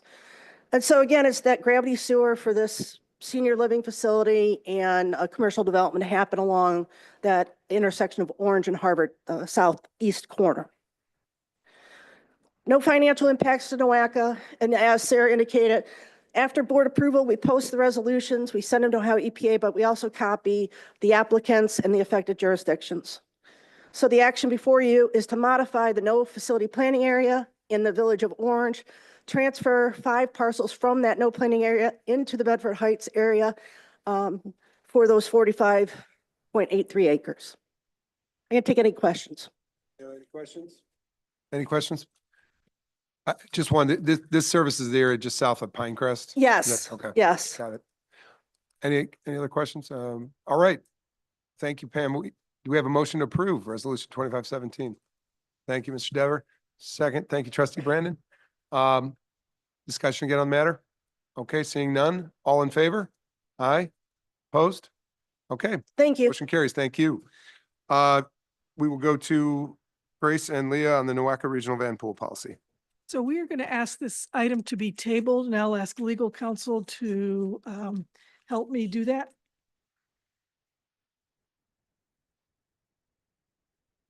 Well, we want it removed from the agenda. I guess that would be better. I mean, we may end up bringing it back in June, but we've got other things that are coming back in June that we may put together. So it might be best just to remove it, and then we could repackage it with the others. Okay. So team's asking for removal, but it would appear back in a later agenda. Correct, but there is some additional research that we need to do, which may change the form of it. Okay. Does anybody have a problem with that? All right, we'll take a motion. So moved. Thank you, Commissioner Harrison. Thank you, Mr. Patrick on the second. Anybody else? All right, all in favor? All right, opposed? All right, motion carries. This is a presentation discussion on ODOT's Access 2050 plan. Grace and Randy. Randy Lane is from ODOT, and Randy is the statewide MPO representative. Randy will be presenting today the Ohio Access 2050 plan. As mentioned earlier, I am on the steering committee for that, and we're very excited to have ODOT. I noticed Scott Finney is also here, who is the Director of Planning for the state for ODOT. We appreciate all the work that you've been doing on this, and I will turn it over to Randy. Welcome back, Randy and Scott. Thank you. Thank you. Thank you for the opportunity to present today. President Ronayne, members of the Board of Directors here at NOACA. Thank you, Grace, for participating in the steering committee that's helping to shape this plan. Scott Finney, as Grace introduced, is the statewide administrator for Statewide Planning and Research Office. I'm within that office as statewide planning manager. This is a first level engagement. We are kind of just getting knee deep in our Access Ohio transportation planning process. This is to create awareness and to provide information to NOACA as part of the 8 large MPOs that will be engaging through this introductory effort. Access Ohio, much like the NOACA long-range transportation planning process, is our comprehensive planning process for what we do as a statewide Department of Transportation. It encompasses and integrates a variety of modal plans and other statewide plans around operations, asset planning, and modes, right? That all impact and affect our transportation system. So we think of Access Ohio kind of as the umbrella transportation plan that kind of guides and sets the tone and strategies for the rest of what we do from a statewide planning perspective at a modal front and an operations front. Our first plan was back in 1993, much like NOACA, the Intermodal Surface Transportation Efficiency Act of 1991, which was the federal reauthorization bill at the time, really strengthened planning at the regional and at the statewide level, mandated the state create a transportation statewide plan. We don't have to complete that every 4 years like NOACA does at the regional level, but we do it about every 4 to 5 years just to be in good practice and make sure we have a plan that reflects current trends and system conditions and what we want to achieve through performance and goals. Our first plan was back in 1993. All of these previous planning efforts, you'll notice, are more policy-based plans. They introduce macro-level analysis, they introduce corridor analysis to identify needs, and they introduce strategies for planning for that system and cooperation of planning with that system with our statewide partners. So 1993 was that first plan. We've done 4 plans since. They all focus again on that policy kind of perspective. Going into 2020 or 2004, really focused on expansion. As many of you guys know, the Transportation Review Advisory Council, which guides capacity improvements here at the state level, was created in 1997. And so that plan in 2004 was the first plan after the track and really focused on expansion. But again, mostly policy-based plan, introducing scenarios for planning more generally on the system with strategies for addressing those system needs and cooperation at the regional level. Well, Access Ohio is much different, and that's why we're kind of here today. It is really going to focus on this kind of plan to program to project mentality that we're embracing agency-wide right now as a department. So it's going to look more like a regional long-range transportation plan that NOACA produces that looks at resources, includes projects, includes excuse me, specific strategies for resource allocation and addressing the needs, not just from a policy-based perspective. It's going to update and Scott will talk about this a little bit, or reinforce a strategic transportation system, which is what we kind of call the backbone of transportation across the state. That's very much modal and very much focused on the main systems for moving people and goods across the state. It's going to include scenario planning that's going to incorporate regional focused initiatives, right? So we're going to be looking at regions, more than likely, probably Jobs Ohio type regions. But we're going to be looking at what those needs are across regions. We know not everybody's growing, right? Not everybody's Central Ohio and not everybody's Northeast Ohio. There's a wide, diverse set of needs, and some folks don't want to grow in rural areas of our state. So we can't have a kind of one-size-fits-all plan that includes strategies and identifies needs on a more statewide basis. So we're going to be looking at regions. We're going to be looking at systems that function intra-regional and interstate and within from region to region as well. So that's a big focus area of this plan, and a good reason or a big reason why we wanted to come out and start to engage at the regional level.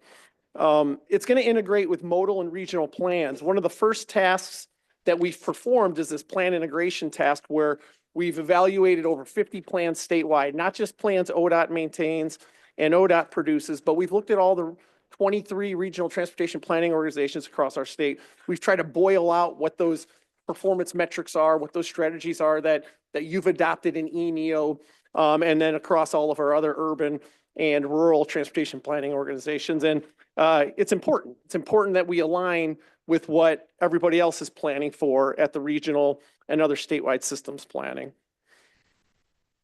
System identification, Scott's going to talk more specifically about this, but we're reinforcing this strategic system that we want to help plan for, and not just plan for, but identify measures, performance strategies, goals, and resource allocation strategies around so that long after Access Ohio 2050 is adopted, we'll still be measuring the impacts of Access Ohio from a resource and performance perspective.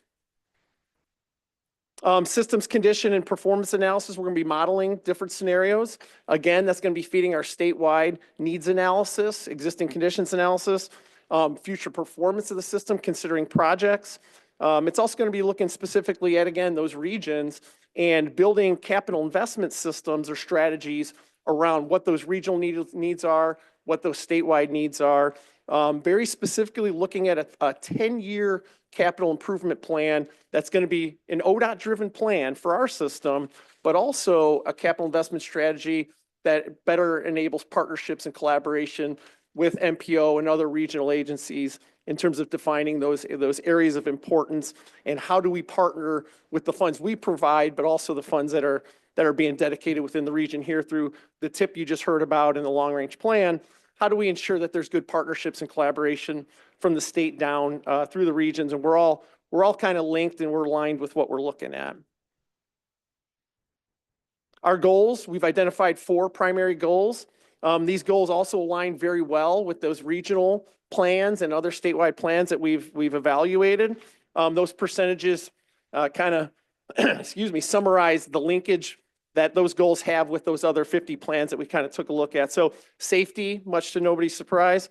Preservation, efficiency, and reliability, which speaks more to congestion, freight movement, how efficient and reliable the system is across all modes, by the way, for travel. And the mobility and accessibility. Is it an accessible system across modes? And does it create opportunities for mobility for all folks based on their daily needs? With that, I'm going to turn it over to Scott and let Scott talk about the systems analysis and transportation preference survey. Good afternoon. Again, my name is Scott Finney. I'm ODOT's Administrator of the Office of Statewide Planning and Research, and we certainly appreciate the chance to come before the NOACA board to share with you the update that we're doing on our long-range transportation plan. As Randy touched on, one of the big components of this plan is something we call the strategic transportation system. And, you know, we have a very robust multimodal transportation system in the state. And it is a complex system that has many, many owners. And so we have to collaborate and work together to maintain the system and to make sure that it is efficient and serves the people of Ohio. And so as we try to think about what are the key components of that transportation system? What are those elements of the transportation system that serve as the backbone, the most important of important elements of the system? We call that our strategic transportation, or STS. And essentially those are facilities that serve 2 functions. Those are facilities that serve the function of enabling travel between states or interstate travel, or elements that facilitate travel between regions of the state, so interregional travel. And so that is what we call the STS. But then realizing that leaves out a lot of very important facilities around the state that are critical for intra-regional travel. So enabling people to get from one side of the county to the next, or even from one county to the next county, there are still very many facilities that are important for transportation. So with this update of Access Ohio, we're creating something that we call the Regional Strategic Transportation System, or RSTS. And so as I go through some of these other slides, you're going to see how we are identifying facilities that are both part of the STS and RSTS. All right, we'll move on. So here is a map of the NOACA region, and it's a very busy map, but it's I think also very telling to show the just the intensity of the different modes within the region. You don't just have highways, you have active transportation, you have transit, rail, aviation, and then something that not all parts of the state have, but a very critical maritime facility here in the Port of Cleveland. And so all of these elements of our transportation system, the STS and the RSTS, work together. And I'm not going to go through each of these, but as I understand, you will have these slides in your packet, and you can go through and kind of zero in and take a look at some of these routes.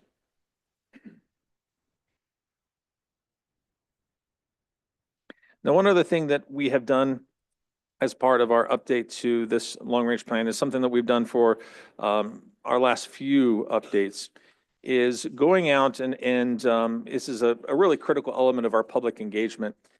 We can come to various regions of the state, and we will be back in the Cleveland region, the NOACA region, on May 27th, or I'm sorry, 22nd, having both a stakeholder and public meeting.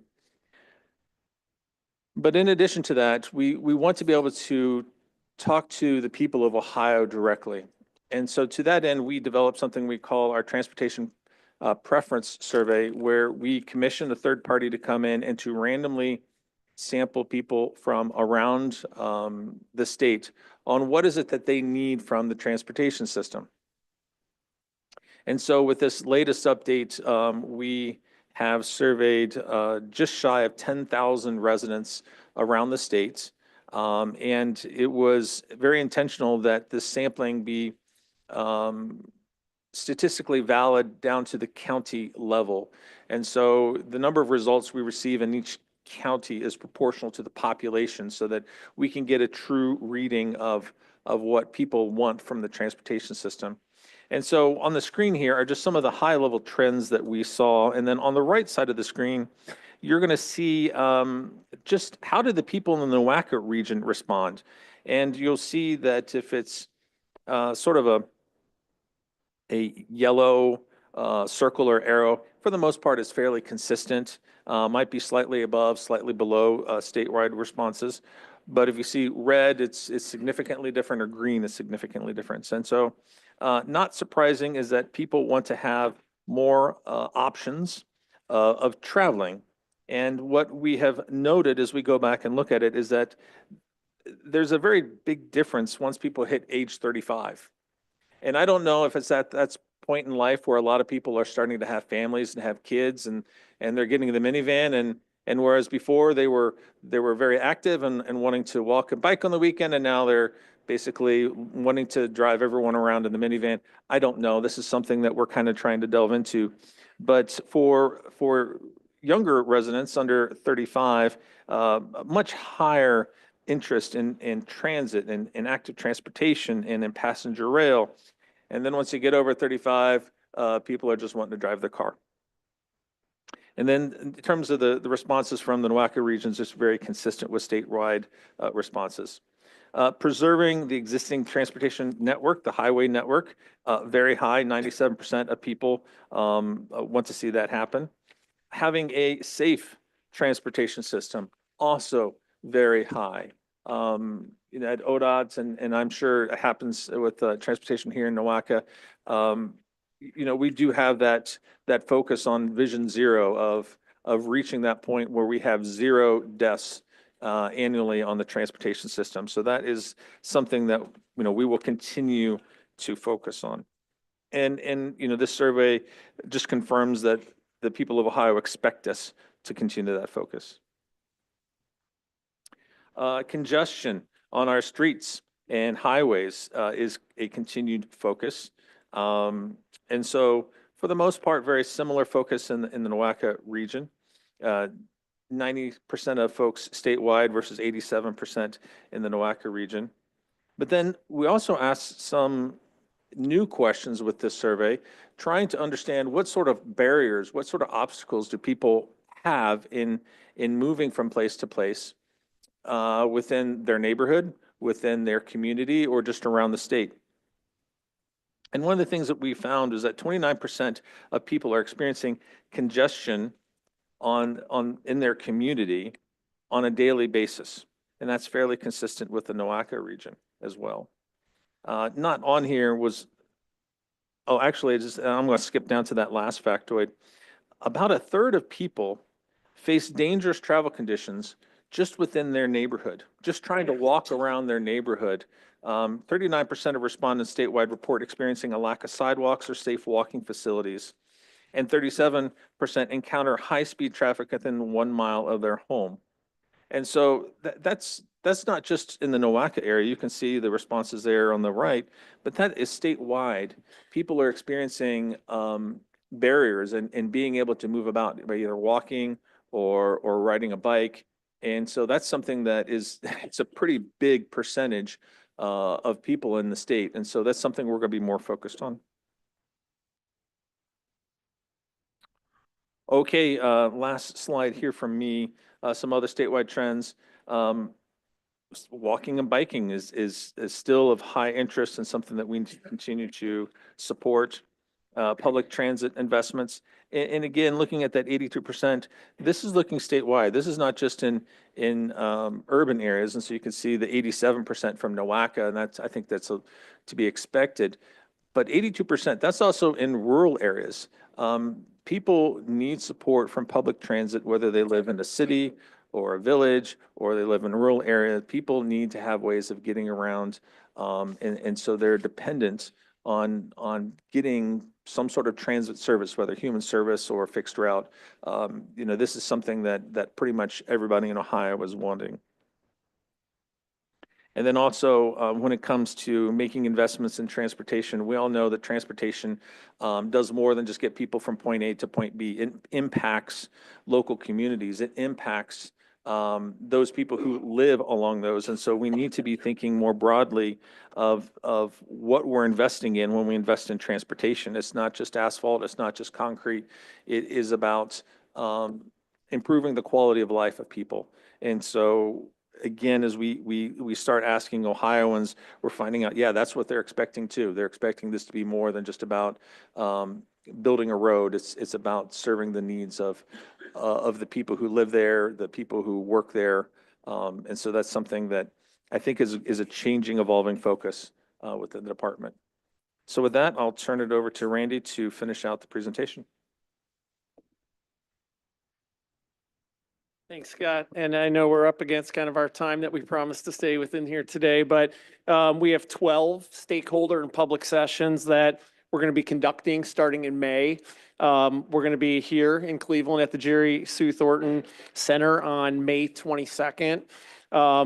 Those meetings will be twofold. There'll be a early afternoon meeting that'll be geared towards stakeholders. So that's the folks in this room, the cities, the counties, the regional transportation agencies, folks that have a vested interest from a stakeholder perspective in what we're doing in the statewide plan. Later on in the afternoon, we're going to be engaging the public specifically. So we'll be working with Grace and the team here to make sure that those meeting flyers and those meeting notifications get out, and request you guys all save the date and represent Northeast Ohio in those stakeholder meetings. If you can't get to Cleveland, we'll also be in Akron, and we'll be west in Toledo. With that, we've got a website that we've stood up. So we've started to populate the website with steering committee meeting findings. So we've held 2 steering committees to date. Those materials are out there. You can read the minutes. You can look at the presentations. We've produced 1 working paper, the plan integration memo. That's out there, and that's a big technical memo that assesses all of the statewide and MPO plans to date and the findings that we've kind of uncovered through that. And we've got a fact sheet out there in terms of a general introductory level fact sheet to date. But this website will be kept up to date. It will be populated with our progress working papers as we move through the study. So with that, I just want to thank you for your time. It's always a pleasure to come here and talk to the NOACA board. And if there's any questions or any comments, we'd be happy to entertain them. Thank you, Randy, and thanks, Scott, for coming up. Any questions for Randy and Scott? Please, Skip. So if I want to make a public information request to an office, tell me which ODOT office would I make that request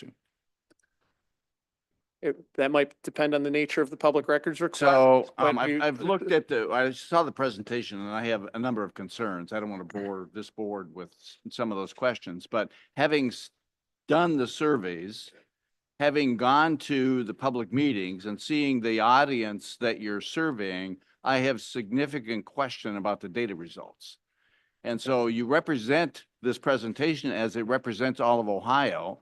You use the term Ohioans, but I doubt very much that the population, say, for example, in Geauga County, you had more than 30 or 40 people out of a population of 93,000. And so I think that the results and the decision that you're making on those results is questionable. And I want to look at the data, the raw data, so I can do an assessment myself and be intelligent about asking questions or challenging whatever.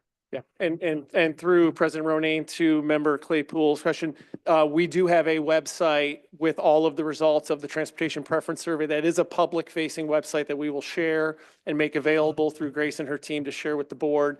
And please let us know any questions. But it does have all of the survey questions, all the details on the survey results.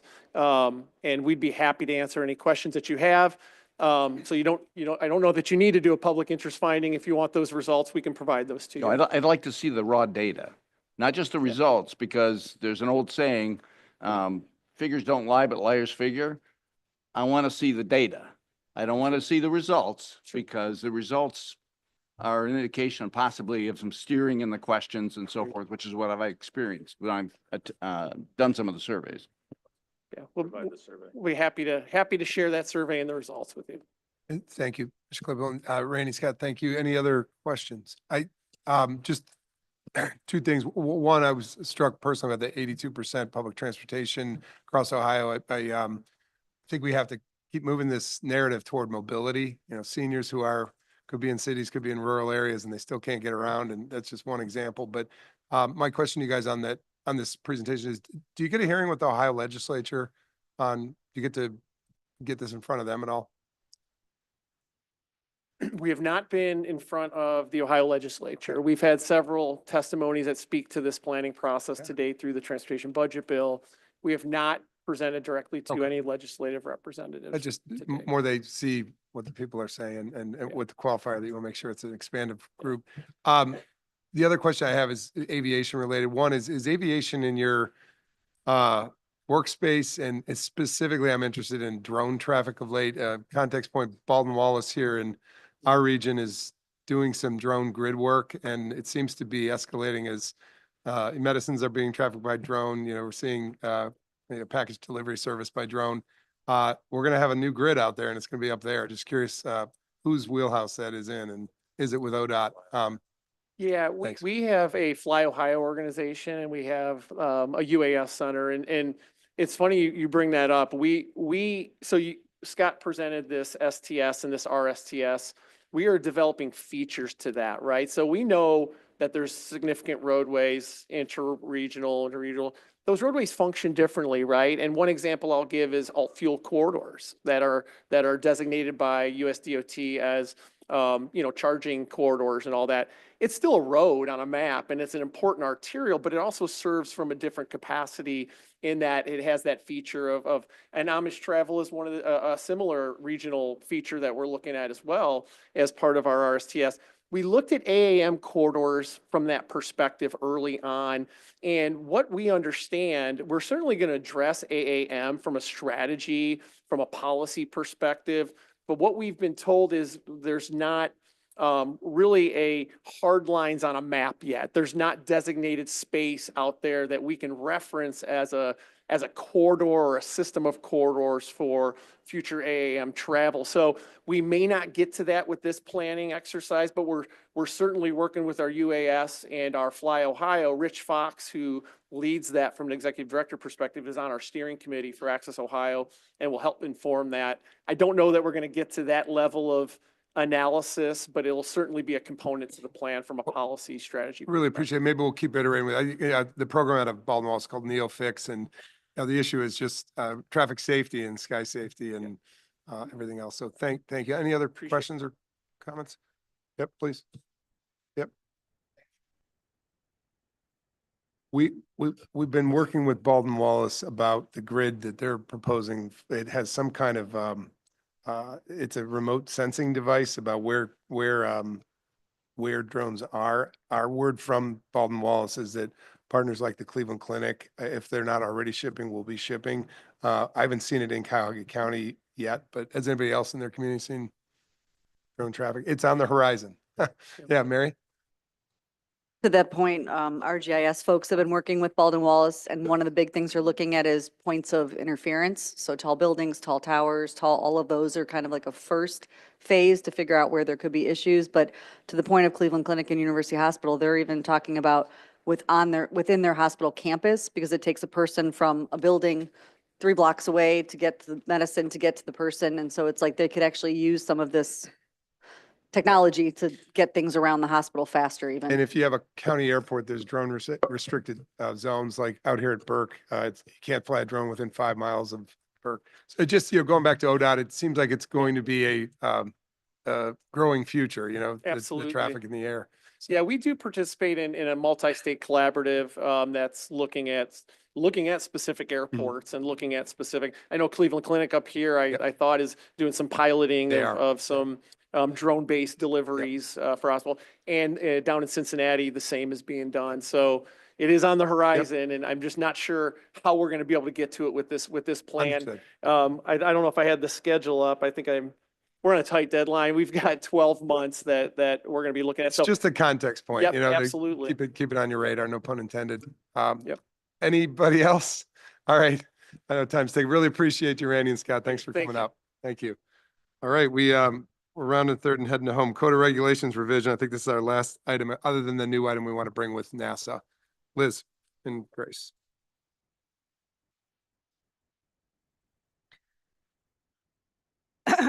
So the board membership is set by NOACA's Code of Regulations. As a baseline, each county starts with 3 seats for their commissioners. However, Geauga County has requested to have the county engineer as a board member. Because they are restricted to those 3 commissioners, a modification to the Code of Regulations is necessary in order to designate one of those seats to the engineer. This has been something that has been talked about for a number of years, and we are at this point looking to make that modification. And I'll turn it over to Liz to go through the detail. Hello again. So this is no action at this time. This item is just for information and presentation. We will present it for action in the June board meeting, but according to our Code of Regulations, a adjustment to the membership has to have a presentation and then go for action. It was recommended by the Governance Committee at its February 14th meeting. So again, as Director Galucci explained, this is an amendment to the Board of Directors membership, which is determined by our Code of Regulations, Article 4, Section 4.2.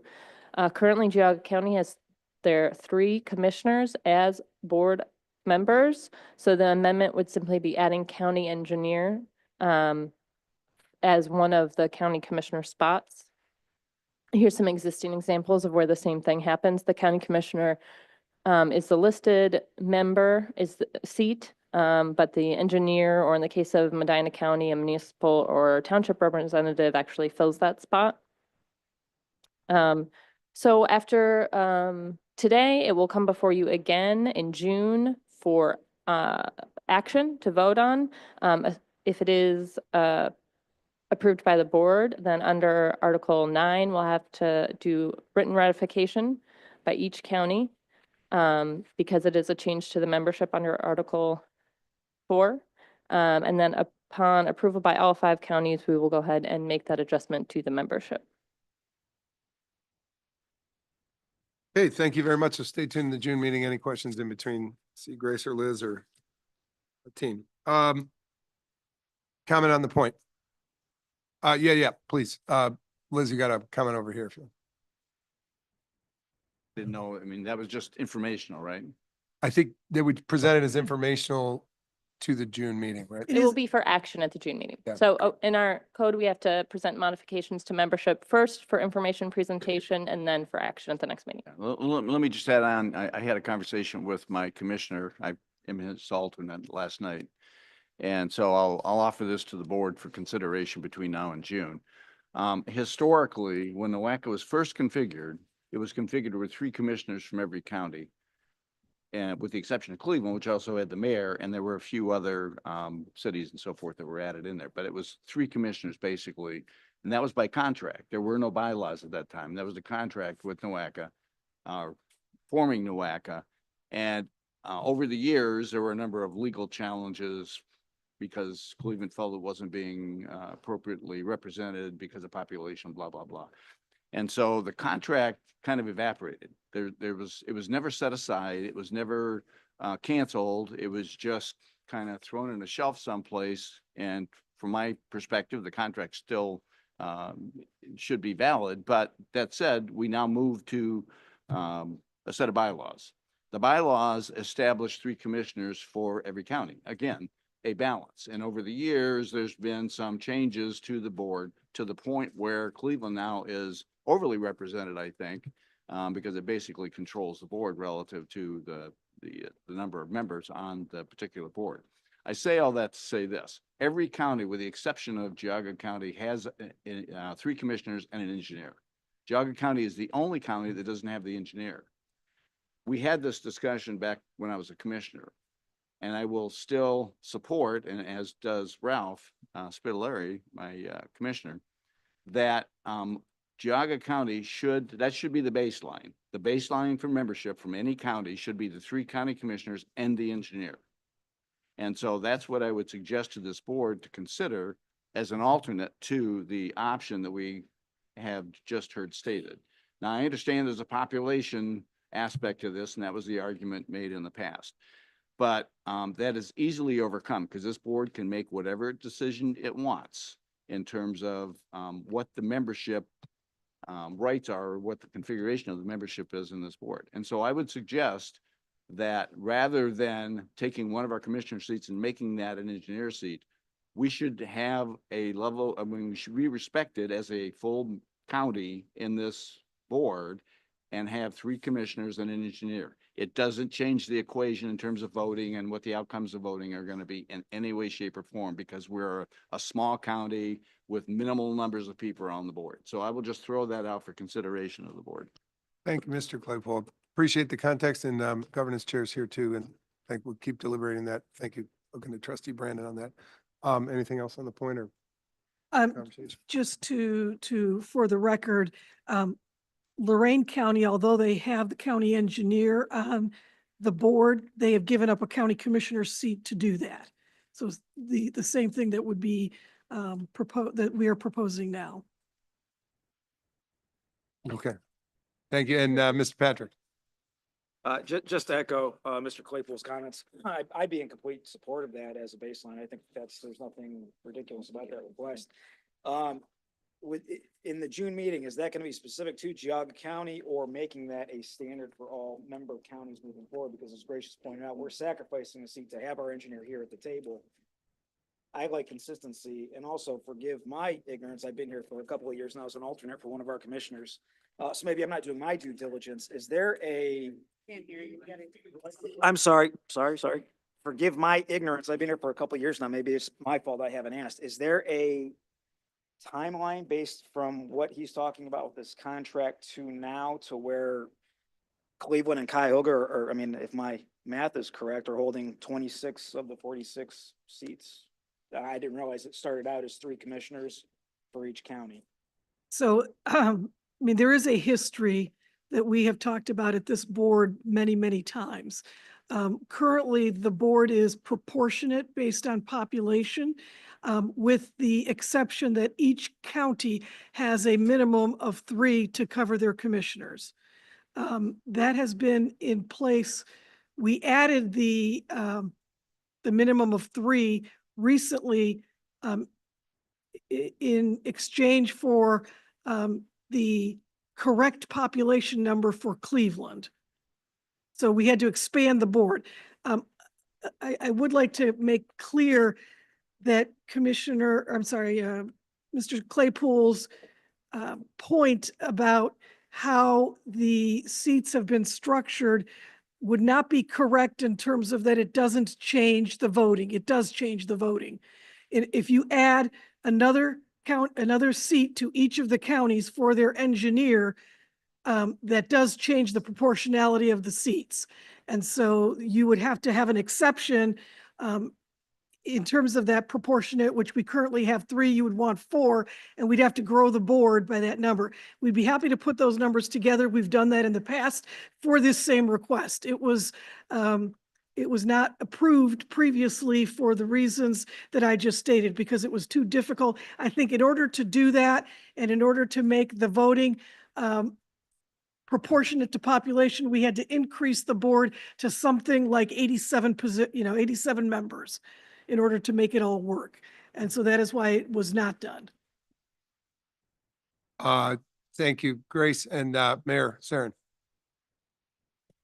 Thank you. I just, I want to make just a brief point, and I know that the analogy doesn't hold up to rigorous scrutiny, but Cleveland Heights has one representative, and that's me on this board.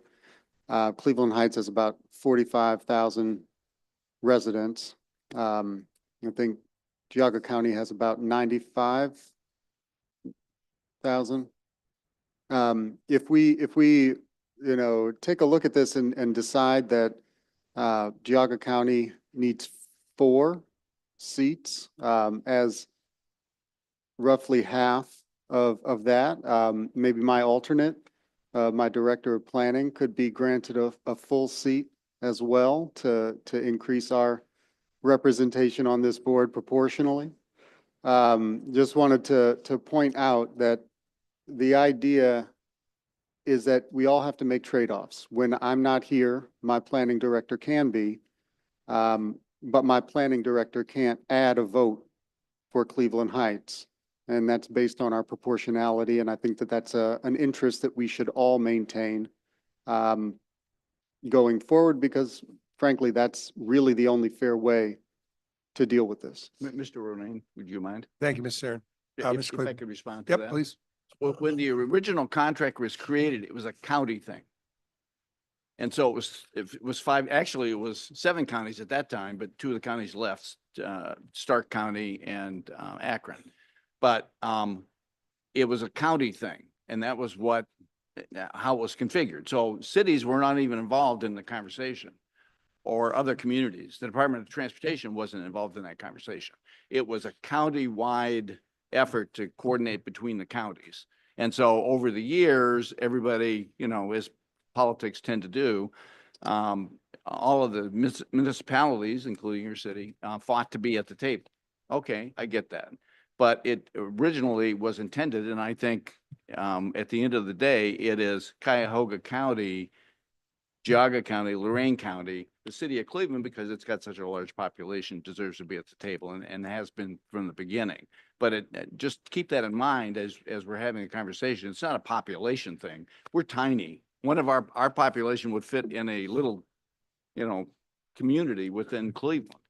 But it's on balance to try to keep the counties to have proper representation at the table. So anyway, I just offer that for whatever it's worth. And again, thank you guys for the exchange on this.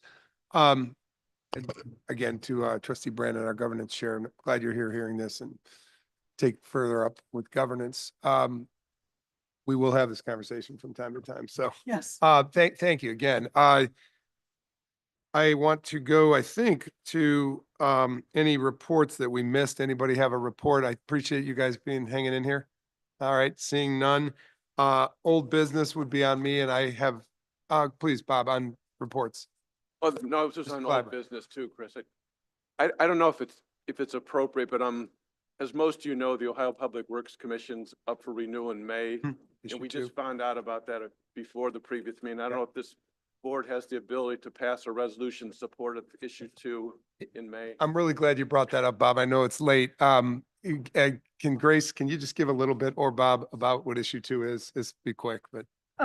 Yeah, so issue 2 is the issuing of bonds at the state level for transportation projects that are administered at a local level. It is up for renewal. Actually, the Ohio Association of Regional Councils is supporting it. So we are, as part of that, supporting it. It would, however, be helpful to have a resolution from the NOACA board, so we could say that NOACA would be represented and they would be able to use our logo. So I think that would be helpful. This literally came up 2 days ago. Just talked to him 2 Glad days ago you about it. brought this up. I could do this on the floor if you're open to it. Bob, do you want, I think we get a lot of head nods that yes, issue 2 is important to our communities. If anybody needs further explanation or wants to abstain, not knowing enough, I get it, but I'm pretty sure everyone in this Okay. room has used it. do you want to make a motion, Bob? I'd like to make a motion for the board to put a resolution in support of issue 2 on the May ballot. Thank you. And we have seconds all around. All right, let's officially record one. Who wants to be it? Mary, Serby? Okay, all right. Down, Mark Cunningham. Gotcha. All right. That's fine. We'll Thank spare you. it all. And I think to that seconded point, by I know the Cunningham. state is looking at developing a one pager to make sure we can share the news because this will be on the ballot. And I Yeah. think a lot of people don't know, and it's the first time it's happened in a while, so. Terrific. Any other? All right. Hearing no other discussion, all in favor on the board's support of issue 2, say aye. Aye. Any opposed? All right, we got 1 no and 1 no. Okay. 1 no from Mr. Claypool. Okay, motion carries, and thank you for bringing that forth. It's important. In the same vein, what I wanted to do, we brought this up in the context of the Arizona. Congressman Miller from District 7 here in the House of Representatives has petitioned to the White House for the movement of the NASA offices, which are housed in Washington in a building that he referenced in his letter in the Washington Recorder 2 weeks ago, news there. It's in a rented lease space. His thrust is to try to bring NASA's headquarters to us. And when I say us, I qualify that, but what I'd like this board to consider is Northeast Ohio within the NOACA MPO jurisdiction boundaries. I know he is out seeking support and has received support from partners like the Greater Cleveland Partnership. Since we brought it up today in the context of Arizona, it would be meaningful for discussion on whether or not somebody would make a motion to support the efforts to bring NASA to Northeast Ohio in the NOACA Metropolitan Planning Organization's district. I see Councilman McCormick motion or question. Yeah, Mr. Chairman, yes. All right, we've got a motion. Second from Mayor Thomas, third from Commissioner Harrison, and on down the line. Okay. Any discussion on this? Is it clear what we're talking about? There's a courtship of NASA to our region. Please. Again, Mr. Chairman, thank you. Quickly, again, I know that at this point it's a conversation, but it seems like it is a serious conversation, especially between some of our, folks in our delegation to the White House as well. Given the fact that the lease is expiring, this is not, there's a real question on the table of where this headquarters goes. So I think the more unity as a region that we can provide to our congressional delegation, saying we're all behind this, whether it's in Cleveland or somewhere else within the NOACA region, at a minimum, around 2,500 new jobs are good for everybody.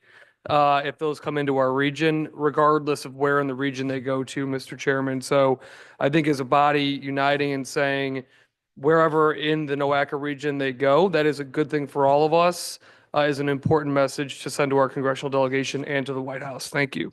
Oh, thank you, Councilman McCormick and Director Serby. Yeah, I would just echo that. And I think there's been a lot of conversation with NASA Glenn and the Arizona Alliance and its board members. There's some public-private conversations happening. NASA's got some excess space there and looking to really maximize the opportunity at their site within the fence. So not only in the fence at NASA, but employers, workforce, supply chain. I mean, all of this is really a fantastic opportunity for Northeast Ohio. Room to grow. And if you haven't been over or heard about it, the Earth to Moon to Mars Artemis mission, there's a lot of activity at NASA Glenn itself with a lot of local suppliers in the supply chain working on things like how would you be mobile on Mars? All right, Mayor Brennan, did you have a comment? Okay, anybody else? So again, what we would be doing with this resolution that's been motioned and seconded would be authorizing the executive director to write a letter on our behalf with the NOACA logo supporting the move of NASA to the NOACA MPO. All right, I'll call the question. All in favor? Aye. Any opposed? Motion unanimously carries, which we should reflect for the record with our letter. Thank you, Region. And Commissioner Harrison. Another matter of new business. Yep, So new I business, wanna please. let you Thanks, close it, thanks but- on the last one. Yep. So we did discuss, and I am as sensitive as anybody to the time constraints, and so I'm going to keep with my my statement from several hours ago that I'm not inclined to advance any action, but I do think it's important. We have a transportation budget that's going to be finalized in the next couple of weeks. We have our staff, Grace and others and other allies in this room have been consistent. I think the number was 8 times there's been testimony given at the legislature for the repeal of the the forced interchange legislation. We've heard countless public comments on it in the last, now I think 2 years. So we're doing all of this in the backdrop of a legislature that has performed much more slowly than I would prefer them to. I think that any of us would prefer them to do. Even though we have in this room consistently and repeatedly stated that legislation like this is probably an existential issue to organizations, MPOs, not just in Ohio, but across the country. So I have felt the support of everybody in here throughout this process, but in as much as we had, there has been some developments on the study. My preference would be that no full-fledged efforts proceed before our June meeting, because in that period of time, in a world that I'd like to think we live in, the legislature will have acted, the governor will have signed the law, and the repeal will have been complete. So my concern and my reservation about taking any formal action right now is if we push pause, we lose those months between that happening and our June meeting. So that, to me, is the only reason we're not taking action today on postponing the study. But I guess I just kind of, in the vein of speaking now or forever holding your peace, I'd like to hear if there's any opposition to that in this room, or maybe I'm wrong or misinterpreting, or maybe people's opinions on that have evolved since our last conversation. So. Thank you, Commissioner Harrison. And John, MoDOT. Yeah, I just want to reiterate what I had mentioned at the last meeting. Of course, working for ODOT, I'm not speaking to the legislation, but there's no question that there is an issue in Strongsville on State Route 82. And this study is studying the entire region. And I think NOACA is the appropriate agency to be doing that, because they represent that entire region. So again, it's a congestion issue, it's an operational issue, and it's a safety issue. And I just think that those are things that I think those are things that are important to continue to move forward. That's just my comments. Thank you. Thank you, John. And Mayor. Yeah, and again, I guess I'll reiterate the same thing as I did prior with the ODOT. Living in that area, the problem's not going away. And if we do nothing, it's only going to get worse. And I don't, and part of my fear is when you do nothing, then other people take action. And when other people take action, you may not like those results, except you're not going to have a seat at the table. And right now, we at least have some type of seat at the table with this study and everything else. And hopefully maybe NOACA, as that neutral party, ODOT as a neutral party, can come up with a solution that everybody can live with. But so many times, you sit back and just say, the heck with it. And the heck with it means, and again, I don't know how much information our speaker had, but when I hear people start saying, oh, we heard Strongsville already talking about Holy Sack and Howe Road, which would interfere with the movement around Brunswick and everywhere else. And I don't think that's a great solution. But when you do nothing, you allow other people to do something, and they won't go through this board. They won't go through a lot of the other avenues. They'll just go ahead and do it.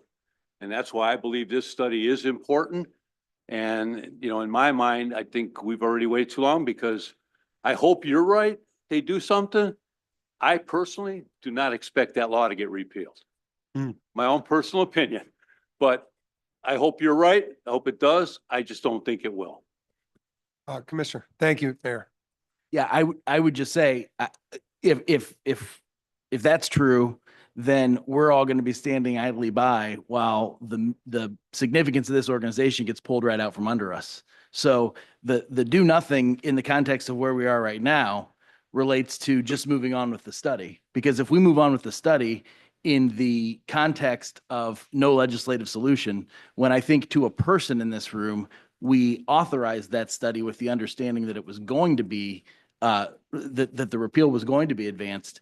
And again, I don't think I'm wrong about that. I think the record reflects it. I think all of the comments we've heard around this table have reflected that throughout. So if we sit idly by and let the legislature say, well, we're still going to keep this bill, this law in the books, and to the director's comments earlier today, it puts the thumb on the scale. It impugns the integrity of the entire study and everything that happens thereafter. So what you just said to me is an argument to not move forward with the study and to definitively condition it upon that repeal. And that's not what we're discussing right now, because again, it's 1 o'clock and but I mean, I guess I'd like to hear, especially in light of those comments, that I'm not alone on that, because we've been aligned on this throughout. And, you know, I don't want to be screaming into the wind and realize that our collegiality on this issue is somehow deteriorating here at the 11th hour, when it's probably most important to be resolved. No, I think here, and maybe I've misunderstood where you were coming from. I have no problem with waiting till June, but I had gotten the sense that even if we wait till June, you were still for having NOACA not do the study. And that I guess is where I was coming from. Yeah, it depends on where the legislation is in June. I mean, I think if we took action today and said we're going to postpone anything, we're not going to do anything until June, what that does is it loses us the time from a potential repeal being passed until our June meeting. So I don't think that makes sense. But I think in the June meeting, if no repeal's been passed, it is going to be unacceptable to continue to do nothing. And that's been my position. That'll continue to be my position. I just wanted to make that clear. All right, anybody else on the point? Please, down the aisle there, Phil. Paul Mag back here. I'm agreeing 100% with Mr. Harrison over there. My one concern is the board itself, making sure that is a non-bias about Boston Road, that the study is actually going to be done on 82 of where the best access would be to help correct the issue that Strongsville has. And not just say, let's look at Boston Road. It should look at the whole area as one. Thank you, Paul. Others, please, Councilman. Chair, very quickly, I want to speak again, as I have in the past, in support of Commissioner Harrison and the Medina County delegation, as the recipient of a attempted state legislature interference on a NOACA-based project in the city of Cleveland. I understand that frustration. And again, just want to state my support of Medina County's approach. Thank you, Councilman. Anyone else? I feel there is an underlying esprit de corps, but it's how we get there. I think I have spoken with Grace a little bit about this, and she's hypersensitive to what is happening in Columbus. So I think a commitment to be precision with our calibration, we will do. And thank you for all, the comments that were offered around the table, because it just does feel like underlying all of this, there is a general sentiment of being together on this. Just a little bit of strategy of how we get there. For the sake of the record, I'd agree wholeheartedly. And like I said, that hasn't changed in my mind, but I know there's some reservations in terms of the residents and the citizens, because they say, why are we moving forward with this thing that was predicated on repeal when we don't have the repeal? And I don't have a good answer for that. Communication's king in this one. Yep. Thank you. And I appreciate everybody else's assent on that as well. Do too. Thanks. On that note, thank you. Is there any other appreciate you, Commissioner. Any other new business on any matter? Okay, well, we've been a robust meeting. Really appreciate the attendance here at 1:45. At least you got lunch. And we will take a motion to adjourn. And I will say, we will welcome you to the Lorain County Community College on the 13th for a 9 o'clock meeting. If you get there a few minutes early, we're expecting Lorain County officials more of than we see here. So just to get a chance over a cup of coffee to say hello to our hosts. We're out there to see what's going on in Lorain County and take our show on the road. So we'll see you in June at Lorain County, and the show with a motion will be adjourned. A motion from Commissioner DeVore and a director second from Mary Servy. All in favor? Aye. Good weekend to you and happy St. Patrick's Day. All right. Thank you. So I think Yeah.